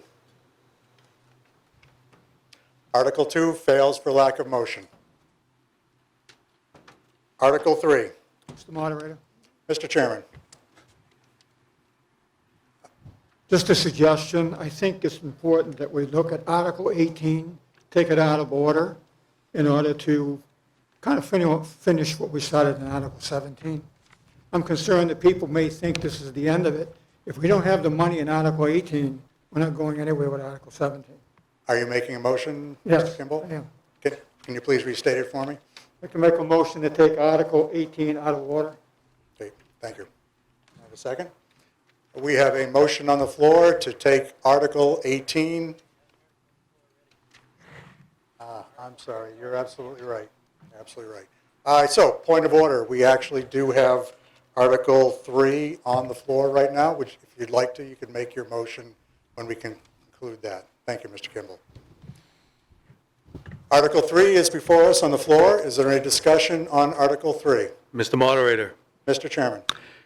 I move that the town vote to transfer the amount of $101,710 from free cash and the total amount of $8,019 from water retained earnings to fund the first-year cost items and to implement collective bargaining agreements between the town and the unions for the period beginning July 1st, 2020 through June 30th, 2023, and/or for general collective bargaining settlement purposes as follows.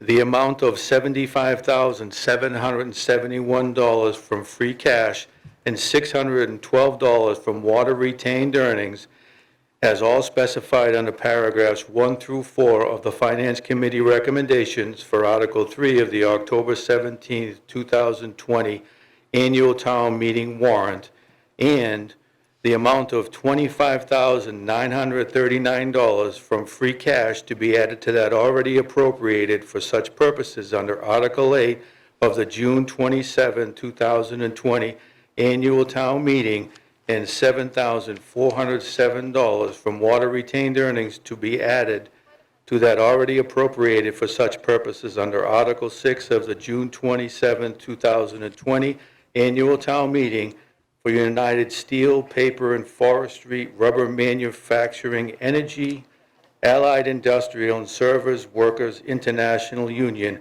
AFL-CIO, CLC, Local Union 9517, Unit 14, formerly known as CINA B, Salaried Employees of North America, a division of the United Steelworkers of America, Local Union 9158B. And Mr. Moderator, this is a small change from what's written in the articles that everyone has. There was one collective bargaining agreement that we did not approve before the town meeting because it wasn't approved in front of us. That has since been approved. That's why it's a change to what's written in your article in front of you. Thank you, Mr. Chairman. Is there any discussion on Article 3?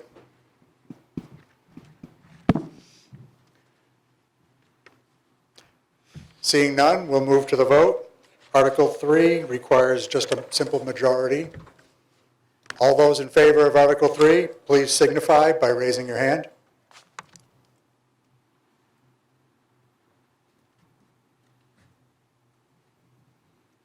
All those opposed?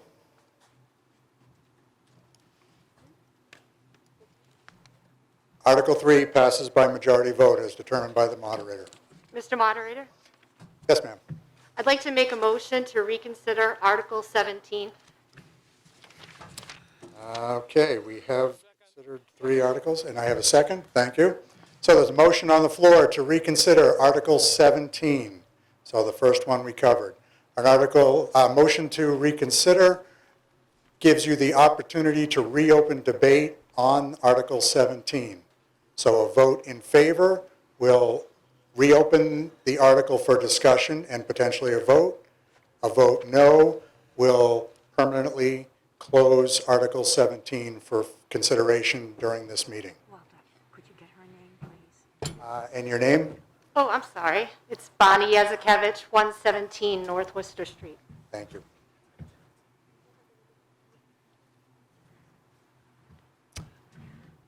All right, so we're moved to the motion to reconsider.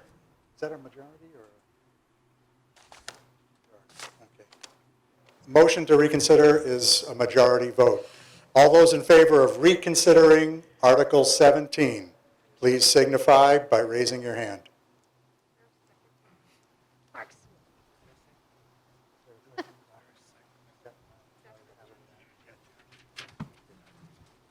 All those opposed?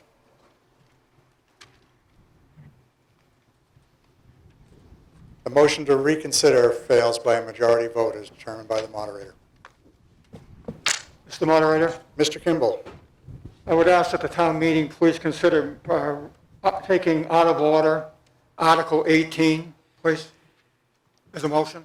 Thank you, Mr. Kimball. Second, thank you. There's a motion on the floor to take Article 18 out of order. We will immediately move to a vote on that. A positive vote will mean we move to Article 18 immediately. A no vote will means we continue with the warrant as printed. All those in favor of moving Article 18 to be in the next article, please signify by raising your hand.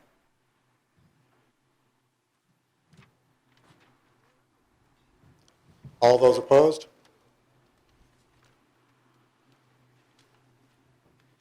The motion carries by a 2/3 majority as determined by the moderator. So we will now move to Article 18 in your fall town meeting warrant. Mr. Moderator, Yes, sir. I move that the town vote to transfer the sum of $81,150 from the funds appropriated under Article 12 of the October 23rd, 2017 annual town meeting for a feasibility study for a new town hall and senior community center to include but not be limited to design, engineering, environmental testing, and other services, fees, and all other necessary and related expenses. Thank you. Is there any discussion on Article 18?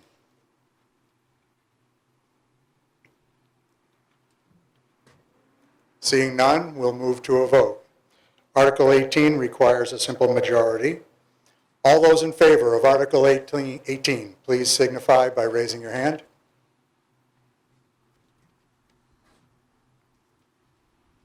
All those opposed? Article 18 passes by majority vote as determined by the moderator. We will now return to the normal course. Article 4. Mr. Moderator, Mr. Chairman.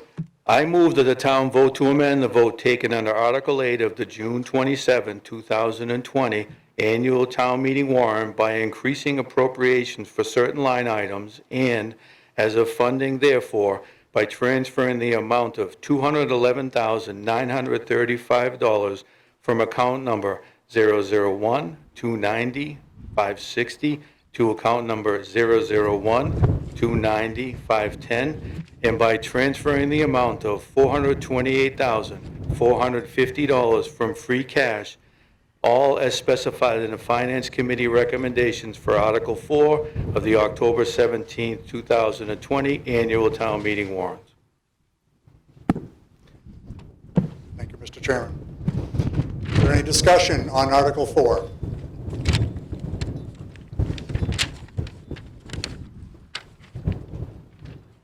Mr. Freeman.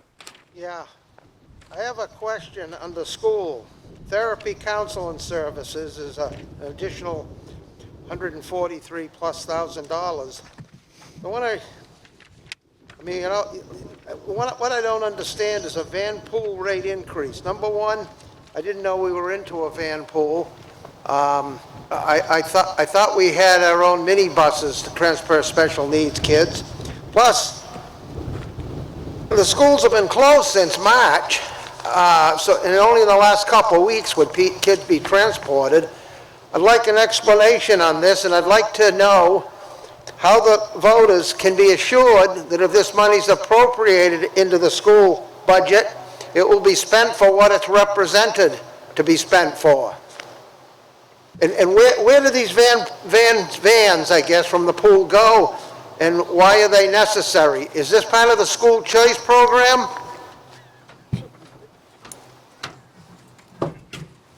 Dr. Byetta. Good afternoon. Joe Byetta, Superintendent of Schools. To the previous speaker, Vanpool is a third-party company that provides transportation to 48 students throughout the Commonwealth for the purposes of special education services outside of Norton. It's regulated by federal law that I have to transport those students, and that is part of what you see before you. To the first question of the teletherapy counseling services, we have over 300 students whose families have chosen to be remote only, or what we're calling digital learning academy. They are at home. The teletherapy services is for over 80 students for both speech and occupational services. The reason why it's written so specifically is, as in the past, with articles that I've requested through the school committee, the finance committee, and the select board, we attempt every single year to make sure that the funds we ask for are 100% spent according to what is noted here, otherwise as formally moved by the school committee as they can by state law. We have not done that in my 7+ years here. Thank you. Thank you, Dr. Bayat. Any more discussion on Article 4?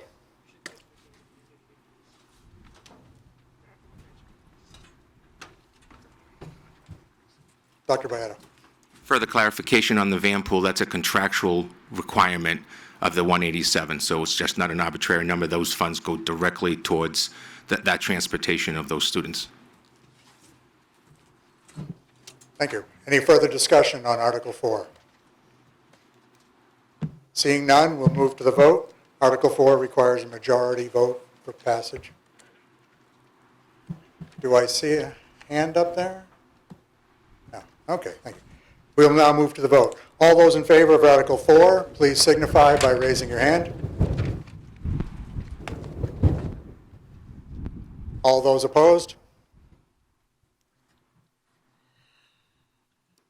Article 4 passes by majority vote as determined by the moderator. Article 5.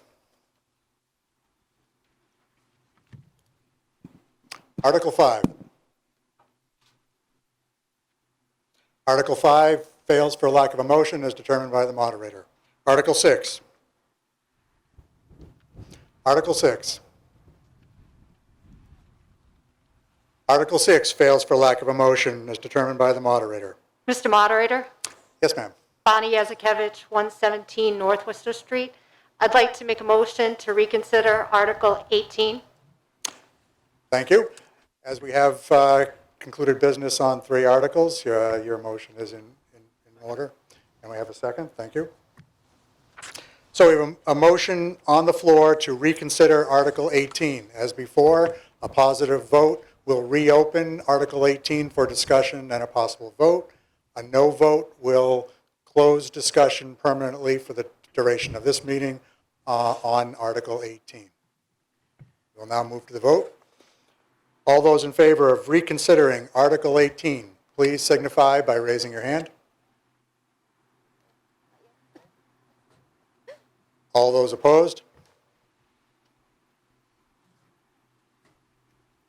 Thank you. The motion to reconsider fails. A majority vote is determined by the moderator. Thank you. Article 7.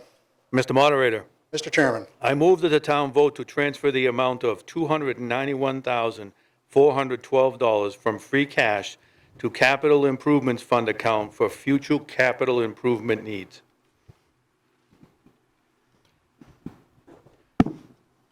Any discussion on Article 7?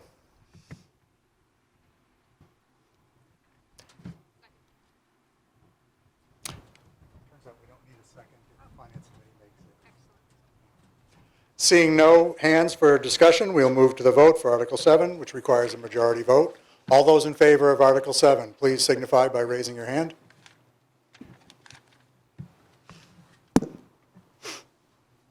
All those opposed? Article 7 passes by majority vote as determined by the moderator. Article 8. Mr. Moderator, Mr. Chairman. I move that the town vote to transfer the amount of $291,412 from the capital improvements account in the amount of $35,000 from the ambulance reserve fund for a total of $326,412 to purchase or lease with an option to purchase for periods of time up to or in excess of 3 years, new and/or replacement capital items for various town departments, including equipping any vehicles and site preparation and demolition for any projects, and all other incidental and related expenses, all as specified in the Finance Committee recommendations for Article 8 of the October 17, 2020 Annual Town Meeting warrant. Thank you, Mr. Chairman. Any discussion on Article 8?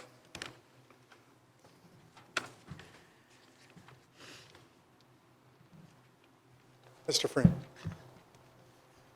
Yes, I have an article about the police cruisers, if I understand correctly.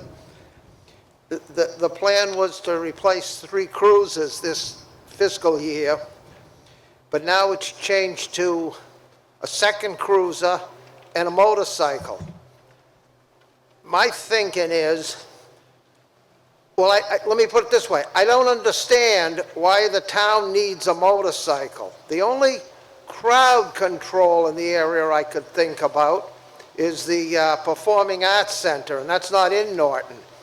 I mean, it's nice to give mutual aid, maybe, if they have a crowd control problem. You can only give mutual aid with the equipment you have. But my bigger concern is, and I don't have the figures, other than anecdotal figures, that our public safety departments in this town, we have what to me seems like a tremendous amount of retirements by disability. I think that a motorcycle, unless there's some reason we really need one, isn't a piece of equipment we should have, because from experience and observation, it's obvious that a motorcycle is a much more dangerous, piece of transportation than a four-wheeled automobile. So I think if the case could be made for a motorcycle, that would be fine.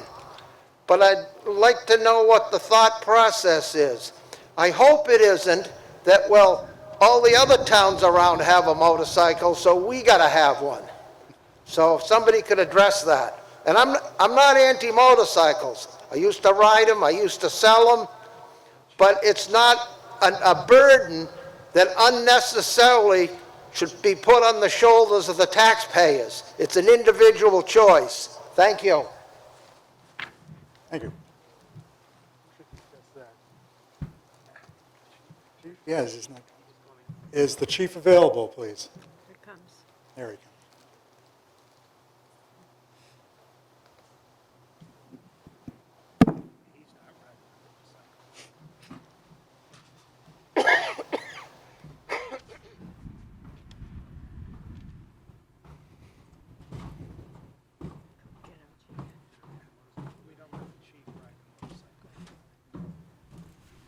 Good afternoon. This is kind of like walking the gauntlet when you come up here. We've had a motorcycle in our department for well over 30 years that I've been here. We use it for several different events. We use it for community policing. We use it for traffic. We use it for traffic enforcement. We use it, as Mr. Freeman said, for the Xfinity Center. We use it as a regional resource for crowd control, as Mr. Freeman says. It's an asset to the town, and I would ask you to support it. Thank you. Thank you, Chief. Mr. Grant. While the chief is still on the gauntlet, could you do a cost-benefit analysis of how much a cruiser outfitted costs and how much a motorcycle outfitted costs? Thank you, Chief Clark. So the cruiser outfitted is $60,000. The motorcycle is $20,000.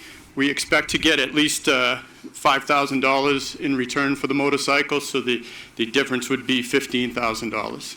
Obviously, one of the cruisers will be auctioned as well, so we'll probably get about $5,000 to $7,000 for a cruiser at an auction as well, which goes back into the general fund. Any further discussion on Article 8? Seeing none, we'll move to the vote. The vote for this article requires a 2/3 majority. All those in favor of Article 8, please signify by raising your hand. All those opposed? Article 8 passes by a 2/3 majority as determined by the moderator. Article 9. Mr. Moderator. Mr. Chairman.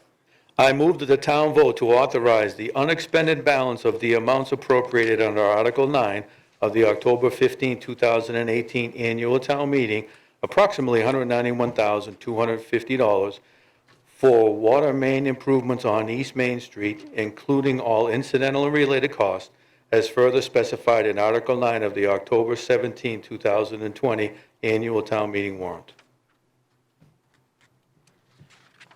Thank you, Mr. Chairman. Any discussion on Article 9?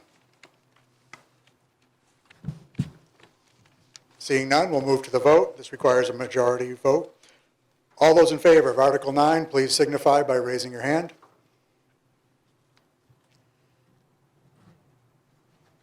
All those opposed? Article 9 passes by majority vote as determined by the moderator. Article 10.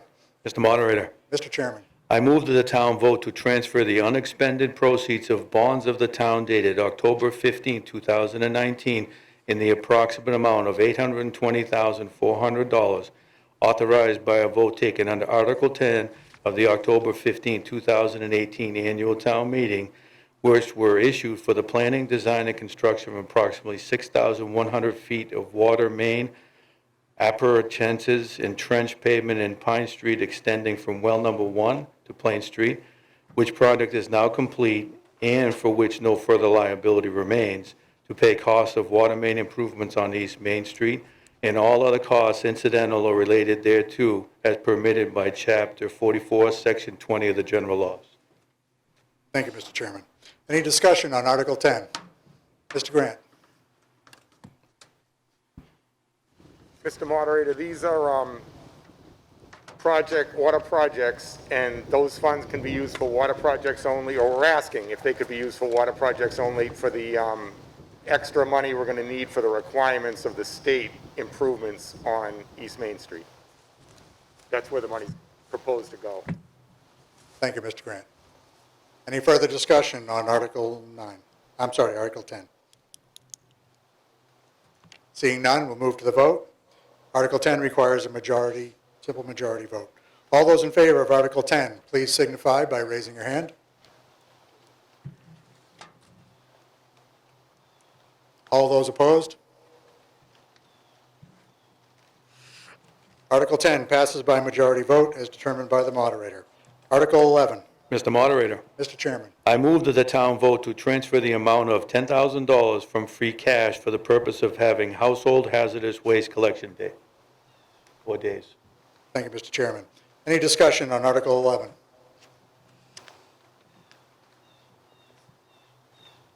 Seeing none, we'll move to a vote. This requires a majority. All those in favor of Article 11, please signify by raising your hand.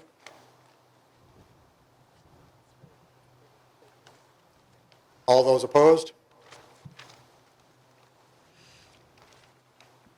Article 11 passes by a majority vote as determined by the moderator. Article 12. Mr. Moderator, Mr. Chairman. I move that the town vote to appropriate the sum of $622,380 for the purposes set forth in Article 12 of the October 17, 2020 annual town meeting warrant, and to meet this appropriation to authorize the treasurer, with the approval of the Select Board, to borrow said sum under Massachusetts General Law, Chapter 44, Section 7 or 8, or any other enabling authority, and to issue bonds and notes therefore, and to approve Article 12 as set forth in the October 17, 2020 annual town meeting warrant. Any discussion on Article 12?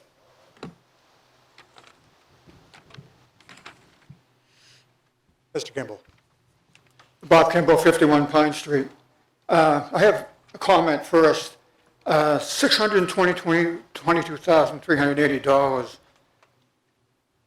was, when we originally did this project, it was important that we had the money set aside to make these improvements. When we did this, the Board of Selectmen back then, we suggested that a line item be put into the budget every year. The reason for that, this is a reoccurring debt, in my opinion. This is going to keep coming up and coming up and coming up, which is kind of on the line here as far as this article goes. I'm fully in support of doing this, just so I'm clear on that. But this is really should be a line item under the conservation budget, within the budget, to make sure that this continues to be taken care of. And my final question is, what happened to Barrowsville Pond? Why is it not in here? Can someone answer that question? Mr. Town Manager. On Barrowsville Pond, the company that bought the old Tweed factory, they actually own the dam. And so there's talk of taking that dam out because they do not want to maintain the dam. So at that point, Barrowsville Pond wouldn't exist anymore. So in order to spread the money further, it was decided not to waste it on Barrowsville Pond if that dam was going to be taken down. Mr. Moderator, if I could follow up. Mr. Kimball? The reason I'm asking is, who's going to decide whether or not we have Barrowsville Pond or not? Do the abutters know about this? People that live around it, do they know about it? And I just want to give a brief history. Back in the late 80s, we bought the Norton Reservoir with the threat of the company that owned it at that time taking it down, the dam, that is. So we purchased it. My suggestion would be, rather than allow the present owner to take down a dam and release water from one of our ponds, that they consider donating the pond and the land under it and the dam to the town to determine whether or not we want to keep it or not. Maybe we don't, I don't know. But at least we should be given that option. And that would be my only point. Mr. Town Manager, I'm going to declare that that is out of bounds for this question, so please bring that up at another time. Any more discussion on Article 12? Seeing none, we'll move to a vote. As this involves borrowing, it requires a 2/3 majority for passing. All those in favor of Article 12, please signify by raising your hand.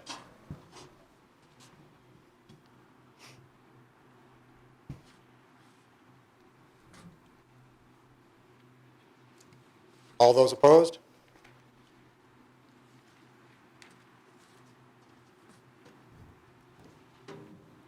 Article 12 passes a 2/3 majority as determined by the moderator. Article 13. Mr. Moderator, Mr. Chairman. I move that the town vote to supplement the vote taken at Article 9 of the October 21st, 2019 town meeting by authorizing the Select Board to also acquire by gift, purchase, or eminent domain and for recreation trail, construction, drainage, utility access, and/or related purposes, the fee to and/or easements in or on and or under rail trails, portions of Briggs Street and Arrowhead Drive, and the other portions, said parcels being further described in Article 13 of the October 17, 2020 annual town meeting warrant, and land within 200 feet of said parcels of land, and to transfer the amount of $1 from free cash to fund the foregoing acquisitions and any and all costs incidental or related thereto, and further to authorize the Select Board to enter into any and all agreements and take any and all necessary actions or appropriate to effectuate the foregoing transactions. Thank you. Any discussion on Article 13? Seeing none, we'll move to a vote. This article requires a 2/3 majority for passage. All those in favor of Article 13, please signify by raising your hand.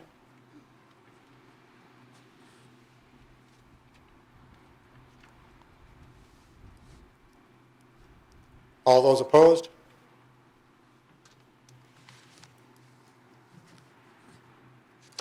Article 13 passes by 2/3 majority as determined by the moderator. Article 14. Mr. Moderator. Mr. Chairman. I move that the town vote to accept as a public way the relocated portions of North Washington Street or heretofore relocated by the Select Board as described in Article 14 of the October 17, 2020 annual town meeting warrant, and to authorize the Select Board to acquire by gift, purchase, and/or eminent domain the fee to or easements in said portions of North Washington Street for public way purposes and/or any drainage, access, utility, and/or other easements related thereto, and as funding therefore, to transfer the amount of $1 from free cash for such purposes. Any discussion on Article 14? Mr. Griffin.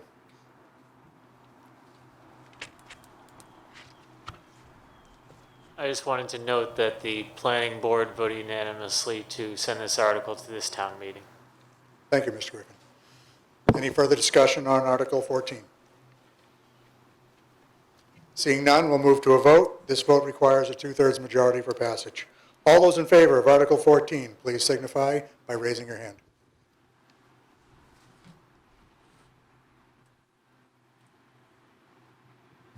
All those opposed?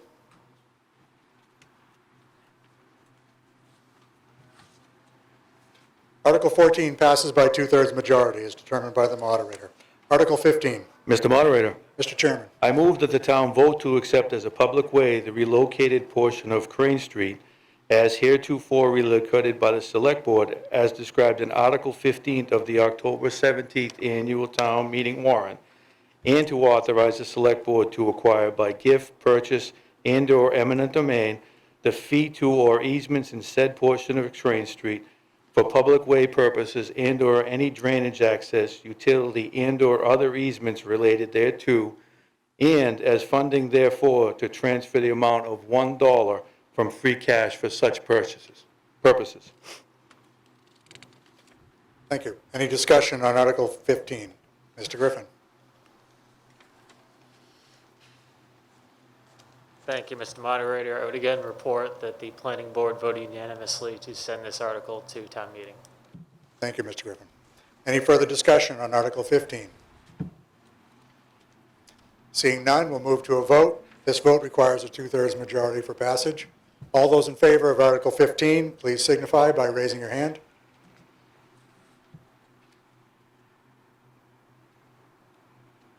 All those opposed? Article 15 passes by two-thirds majority as determined by the moderator. Article 16. Mr. Moderator. Mr. Chairman. I move that the town vote pursuant to Mass General Law, Chapter 40, Section 59, and Mass General Law, Chapter 23A, Section 3E, and Section 3F, to amend certain provisions of the tax increment financing agreement between the town, Alnylam US, Inc., and its affiliates, and 20 Commerce, LLC, approved under Article 3 of the December 19, 2015 special town meeting, in the form substantially as on file with the town clerk entitled Tax Increment Financing Agreement Amendment, alternatively known as the amendment, between the town of Norton, alternatively the town, and Alnylam US, Inc., and its affiliates, alternatively the company, as may be amended by agreements of all parties for property located on Commerce Way, and authorize appropriate town officials to execute documents and take such additional action as may be necessary to formalize or implement the same. Thank you, Mr. Chairman. Any discussion on Article 16? Mr. Freeman. Yes, I have a question. I understand that the amendment that this company's looking at is something in the neighborhood of reducing the promised jobs from something like 150 to 125. Is that correct? That is my understanding, yes. Mr. Town Manager. Is that the basic gist of it? I don't want to get too detailed. It is. There's three things. Reducing the amount of jobs from 150 to 125. Changing the name because Condyne still owned the property at the time. Now they don't. It's Alnylam purchased it. And also changing the value that was estimated at 100 to 150 million to 200 million. Okay. I would have to think of those three things, how they affect each other. But I think that these TIFs, so-called, are probably a good thing in certain instances. For instance, for those that don't remember, when this was first instituted in this town, two properties that come to mind was the old Sturdy Brothers building on Chatley Corner and the Sweet Paper Box building on Maple Street. Now, the Chatley Corner building was in bad disrepair, I think it would be fair to say. Mr. Freeman, could I ask you to keep your comments on this particular article? I feel like you're drifting into history. I'm trying to explain my position, but if you don't want to hear it, that's fine. I do want to hear it, but can you make your point, please? Well, my point is, those two buildings were stressed buildings. They had some problems. So people came in to buy them and they got a tax break. It helped the town get rid of eyesores or underutilized real estate, and I guess the taxes would go up if they utilize them and make the buildings worth more. On the other hand, the people maybe didn't get exactly what they want. But since then, it's been applied to places like this place in the industrial park. They're building exactly what they want. They've got the money to do it. And they put this program before the town, get a big tax break, that I would like to remind the people that everyone with a house or a business in this town has to make up the difference. And now they're asking for a break. I think that they're big enough to suck it up and hire a better negotiator next time. That's why I'm against it. You know, we're spending a lot of money in this town, and to give it to a big farmer, I don't understand it. So I'd urge a no vote on this. Thank you for your patience. Thank you, Mr. Freeman. Mr. Grant. Thank you, Mr. Moderator. If I could, just ask the town manager to clarify, there was the 25 reduction in employees. What was was it an agreed value to 200 million? I didn't get that. I didn't read enough. I didn't do my homework. I apologize. Just for somebody else who might be like me, I want a detailed explanation of what an island is looking for.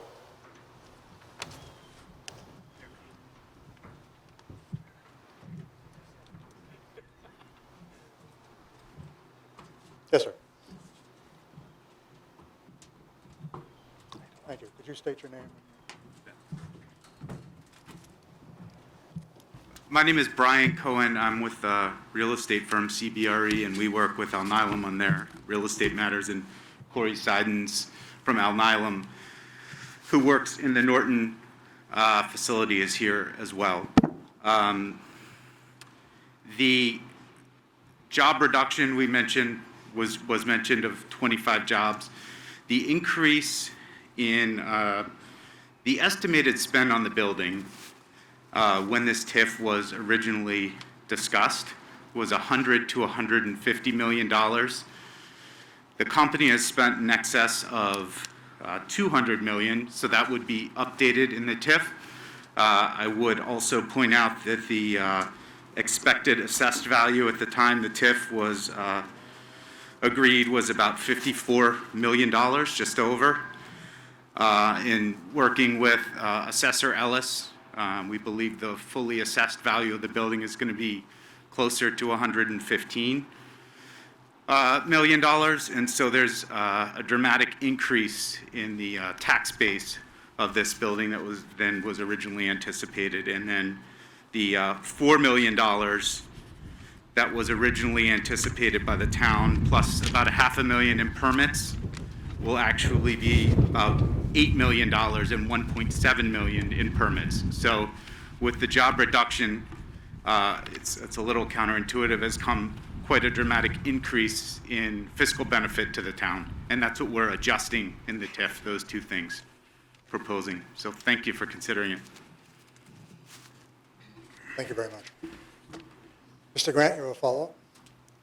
Is there a possibility of splitting the difference with 13 employees reduced, so go to 137-ish? The only reason we take new businesses in town, it would open arms, that's great, and like the prior speaker said, you come in, you get this approved, and then, oh, it's not such a great idea, and I know better than anybody, construction projects go way over budget, big time. Not our problem. I can write an amendment, you could write an amendment. How do you feel about 137? My name is Corey Siddons. I'm with Alnylam Pharmaceuticals. I'm the head of the facility here in Norton. So if I may just provide a little bit of background into why we're making this request. When we came to the town 5 years ago, we had a certain plan in terms of how we were executing our business. The drug development business as it is, being somewhat unpredictable, we had to make some sort of adjustments in the timing of when we were going to actually begin. Excuse me, couldn't breathe very well. When we were going to begin our manufacturing operations. We are a pharmaceutical company, but I want to be clear that we were an R&D company, not generating any revenue for most of our existence. We only just launched our first product a couple of years ago, but we have a very rich pipeline that we hope to be able to manufacture here in Norton, including a therapeutic for the coronavirus. So there's a lot of promise coming through our pipeline. So, in terms of the job targets, it's really just trying to, align with something that is realistic, that we can achieve comfortably, and not have to come back here to ask for another request at a later date. We believe it's something we can achieve. Thank you. Thank you. Thank you, Gordon. Mr. Gouveia. Mr. Moderator, I understand the basic idea, and I think that this is a good arrangement. A TIF has to be a living thing that's negotiated with the town and the company that's in question. I would like to correct the false impression that if the TIF is granted and the amount goes down, the taxpayers have to make up the difference, because frankly, if we hadn't had the TIF in the first place, you'd be getting nothing on that land that sat vacant for years and years and years. And this is how we encourage business. And when you bring in a large, reputable company like this, and you generate millions of dollars in revenue, that is not creating a shortage or a burden on the taxpayers. Even we damn fools know that. Ms. DeLay. Renee Daly, Chair of the Economic Development Commission. Just for informational purposes, this was brought before the Economic Development Commission, and we voted unanimously to support the amendment. Thank you. Any further discussion on Article 16? Seeing none, we'll move to a vote. This vote requires a majority for passage. All those in favor of Article 16, please signify by raising your hand.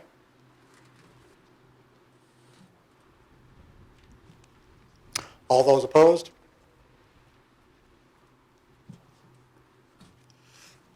Article 16 passes by majority vote as determined by the moderator. Article 19. Mr. Moderator, Mr. Chairman. I move that the town vote to transfer the amount of $19,610 from free cash for a boating master plan, all as described in Article 19 of the October 17, 2020 annual town meeting warrant. Thank you. Is there any discussion on Article 19?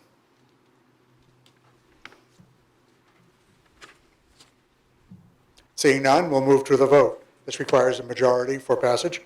All those in favor of Article 19, please signify by raising your hand.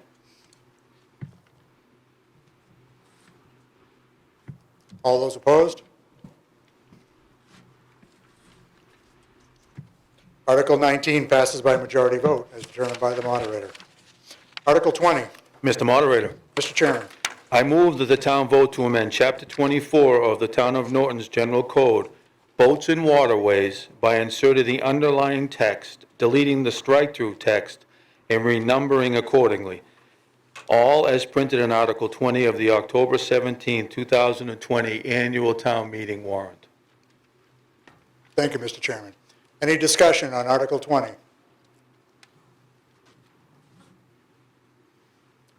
Seeing none, we'll move to the vote. This requires a majority for passage. All those in favor of Article 20, please signify by raising your hand.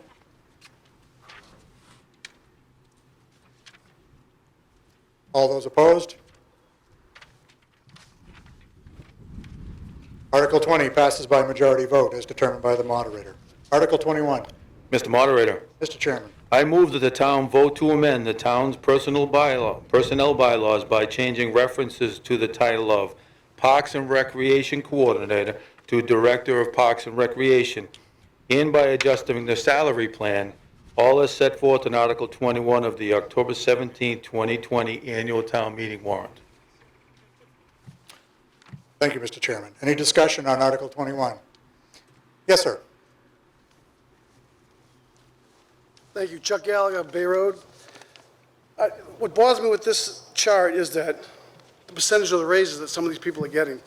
The average town employee is getting, with my experience, last 10 years, either 0% up to 3% raise. I see 2 raises here at 9%, 3 at 9%, and 1 at 15%. But I don't see a job description change. It seems like an awfully high pay raise for someone with no additional responsibilities. You have the police and the fire that get 2, 3% maybe, and they're out working nights, weekends, and holidays. And these positions are Monday through Friday positions. And it's a huge raise. I haven't seen a 10% raise in ever. So it just seems like an awful large raise for a few positions.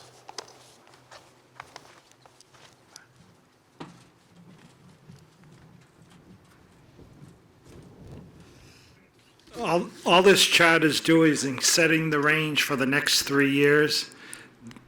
These are not, the increases aren't what you were saying. The increases are the same as the union people were receiving. Thank you, Mr. Units.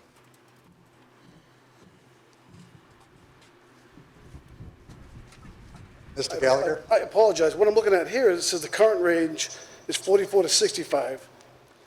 I'm sorry, the one below it, the assistant town manager, 68 to 95 is going to be raised 72 to 109. So at the peak of the salary, it's a 15% raise. And there's 4 others that are similar to that. So there is a raise. Is that what you're saying is over the next 3 years, this is the raise they'll be getting 15%?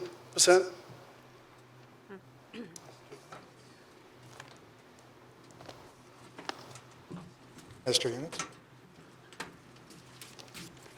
As in with the department head contract, that leaves room so that no one will go over that in the next 3 years. So they may not even reach that. The range is set so that we make sure people don't go over it, and also that it's comparable to what, although we're not ever high enough as other towns are, we're always under, but at least it's a range that bring us, so that if someone does leave, you're able to hire someone to go into that position. All right. Great. Mr. Conway? Thank you, Mr. Moderator. Jack Conway, 27 Oak Street. Just speaking on behalf of the Select Board, we had a really robust conversation on this article in particular, and we did not actually vote to approve it. FinCom did, which is why it was moved. We had a lot of questions, similar to Mr. Gallagher raised, about the percentage increases there and the amount of backup that was provided. I think, speaking on behalf of the board, none of us feel that an increase in these rates is not needed. We just needed more relevant information to support the changes that were being proposed in here. 9%, 14%, you know, we want to be able to look at comparable communities, not just surrounding communities. Mansfield, Foxborough have a very different tax base than we do. That's what we were hoping to see, and then bring this back at a later point. I'll be voting no on this until we get more information on this to make sure that we're making the right determination for Norton and not just based on the towns around us that have a different demographic. So, thank you. Mr. Conway? Yes, sir. Jim Slattery, 36 30 Street. I have a problem with an office administrator getting $60,000 to $71,000, yet our town clerk gets only 67 to 81. I think one of the previous speakers talked about job descriptions. I think we all know how the election system is going, and maybe when this was brought up, we didn't know about having 5 or 6 elections in 1 year, or if you ever walked in her office or tried to, realizing how much work she does. And rumor has it, she's like the fourth lowest paid town clerk. Not that we need to have the highest paid town clerk in Massachusetts, but I certainly think it's a dishonor to her to have her one of the lowest paid town clerks. Thank you. Any further discussion on Article 21? Yes, Mr. Kimball. So for years, we've been doing this. This is how we've been doing this. In 1986, when I was on the Finance Committee, we did this. It's a range. It's not telling you how much we're going to pay them. It's a range. So if, say, the assistant town accountant leaves, you have a range of 56 to 72,000. You can offer that person based on their experience. If someone wants to take the time through the select board to do a survey of comparable times, I would encourage you to do so. Because I'm going to tell you right now, based on my experience, our town employees are way underpaid. So I would encourage you to do that. Because you're going to find out that these ranges that we're using are ridiculous in some cases, as the example of the town clerk in one particular case. So I would encourage you to pass this, but I'd also encourage you to ask the Board of Selectmen, the Select Board, to look at doing a survey. Thank you. Thank you, Mr. Kimball. Any further discussion on Article 21? Seeing none, we'll move to the vote. This requires a majority for passage. All those in favor of Article 21, please signify by raising your hand.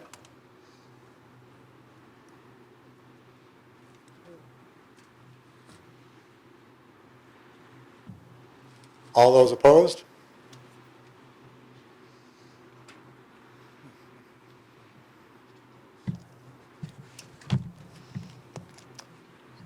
I'd like to do that one more time.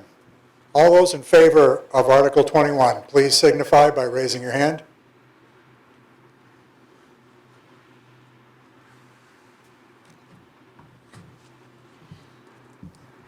All those opposed?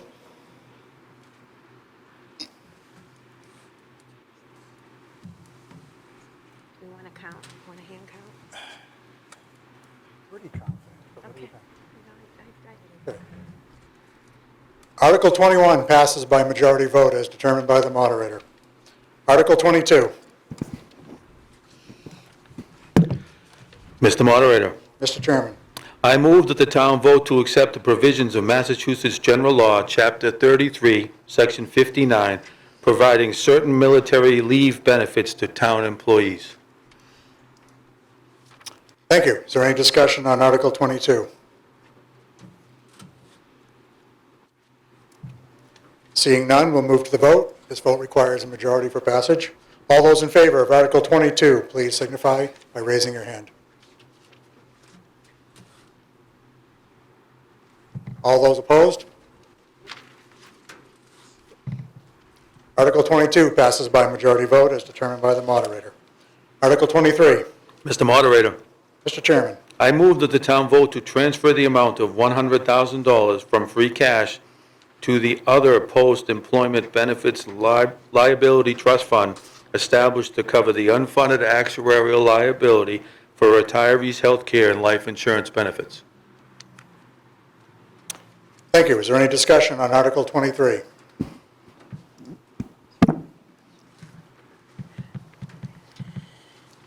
Seeing none, we'll move to the vote. This requires a majority for passage. All those in favor of Article 23, please signify by raising your hand.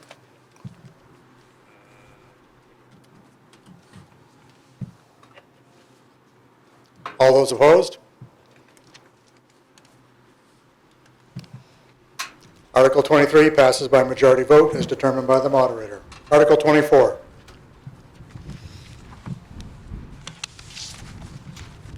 Article 24.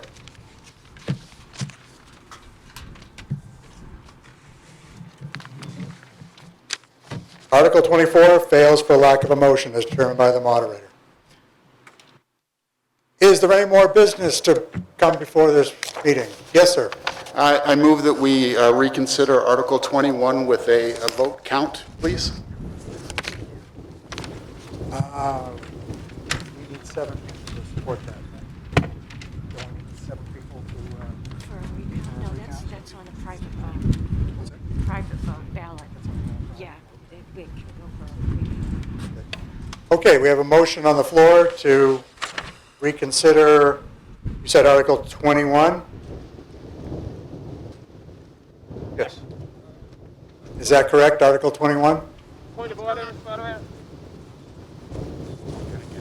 Mr. Moderator, could I raise a point of order? Yes, Mr. Was the individual trying to challenge the vote count, as in when 15 people have to rise to challenge the moderator's decision, or was he moving to reconsider the article? Yes, sir. For clarification, I was moving that we reconsider the article, but I was hoping that when the vote was taken, if we reconsidered it, that we would do a counted vote. Does that address your question, Mr. Gouveia? Yes, sir. So, majority vote to reconsider. So, we have a motion on the floor to reconsider Article 21 and hold a counted standing vote. Second, thank you. So, we will have a vote on that question to reconsider the article. A positive vote will reconsider the article, and we will hold a new standing vote. A no vote will leave things the way they are. All those in favor of reconsidering Article 21, please signify by raising your hand.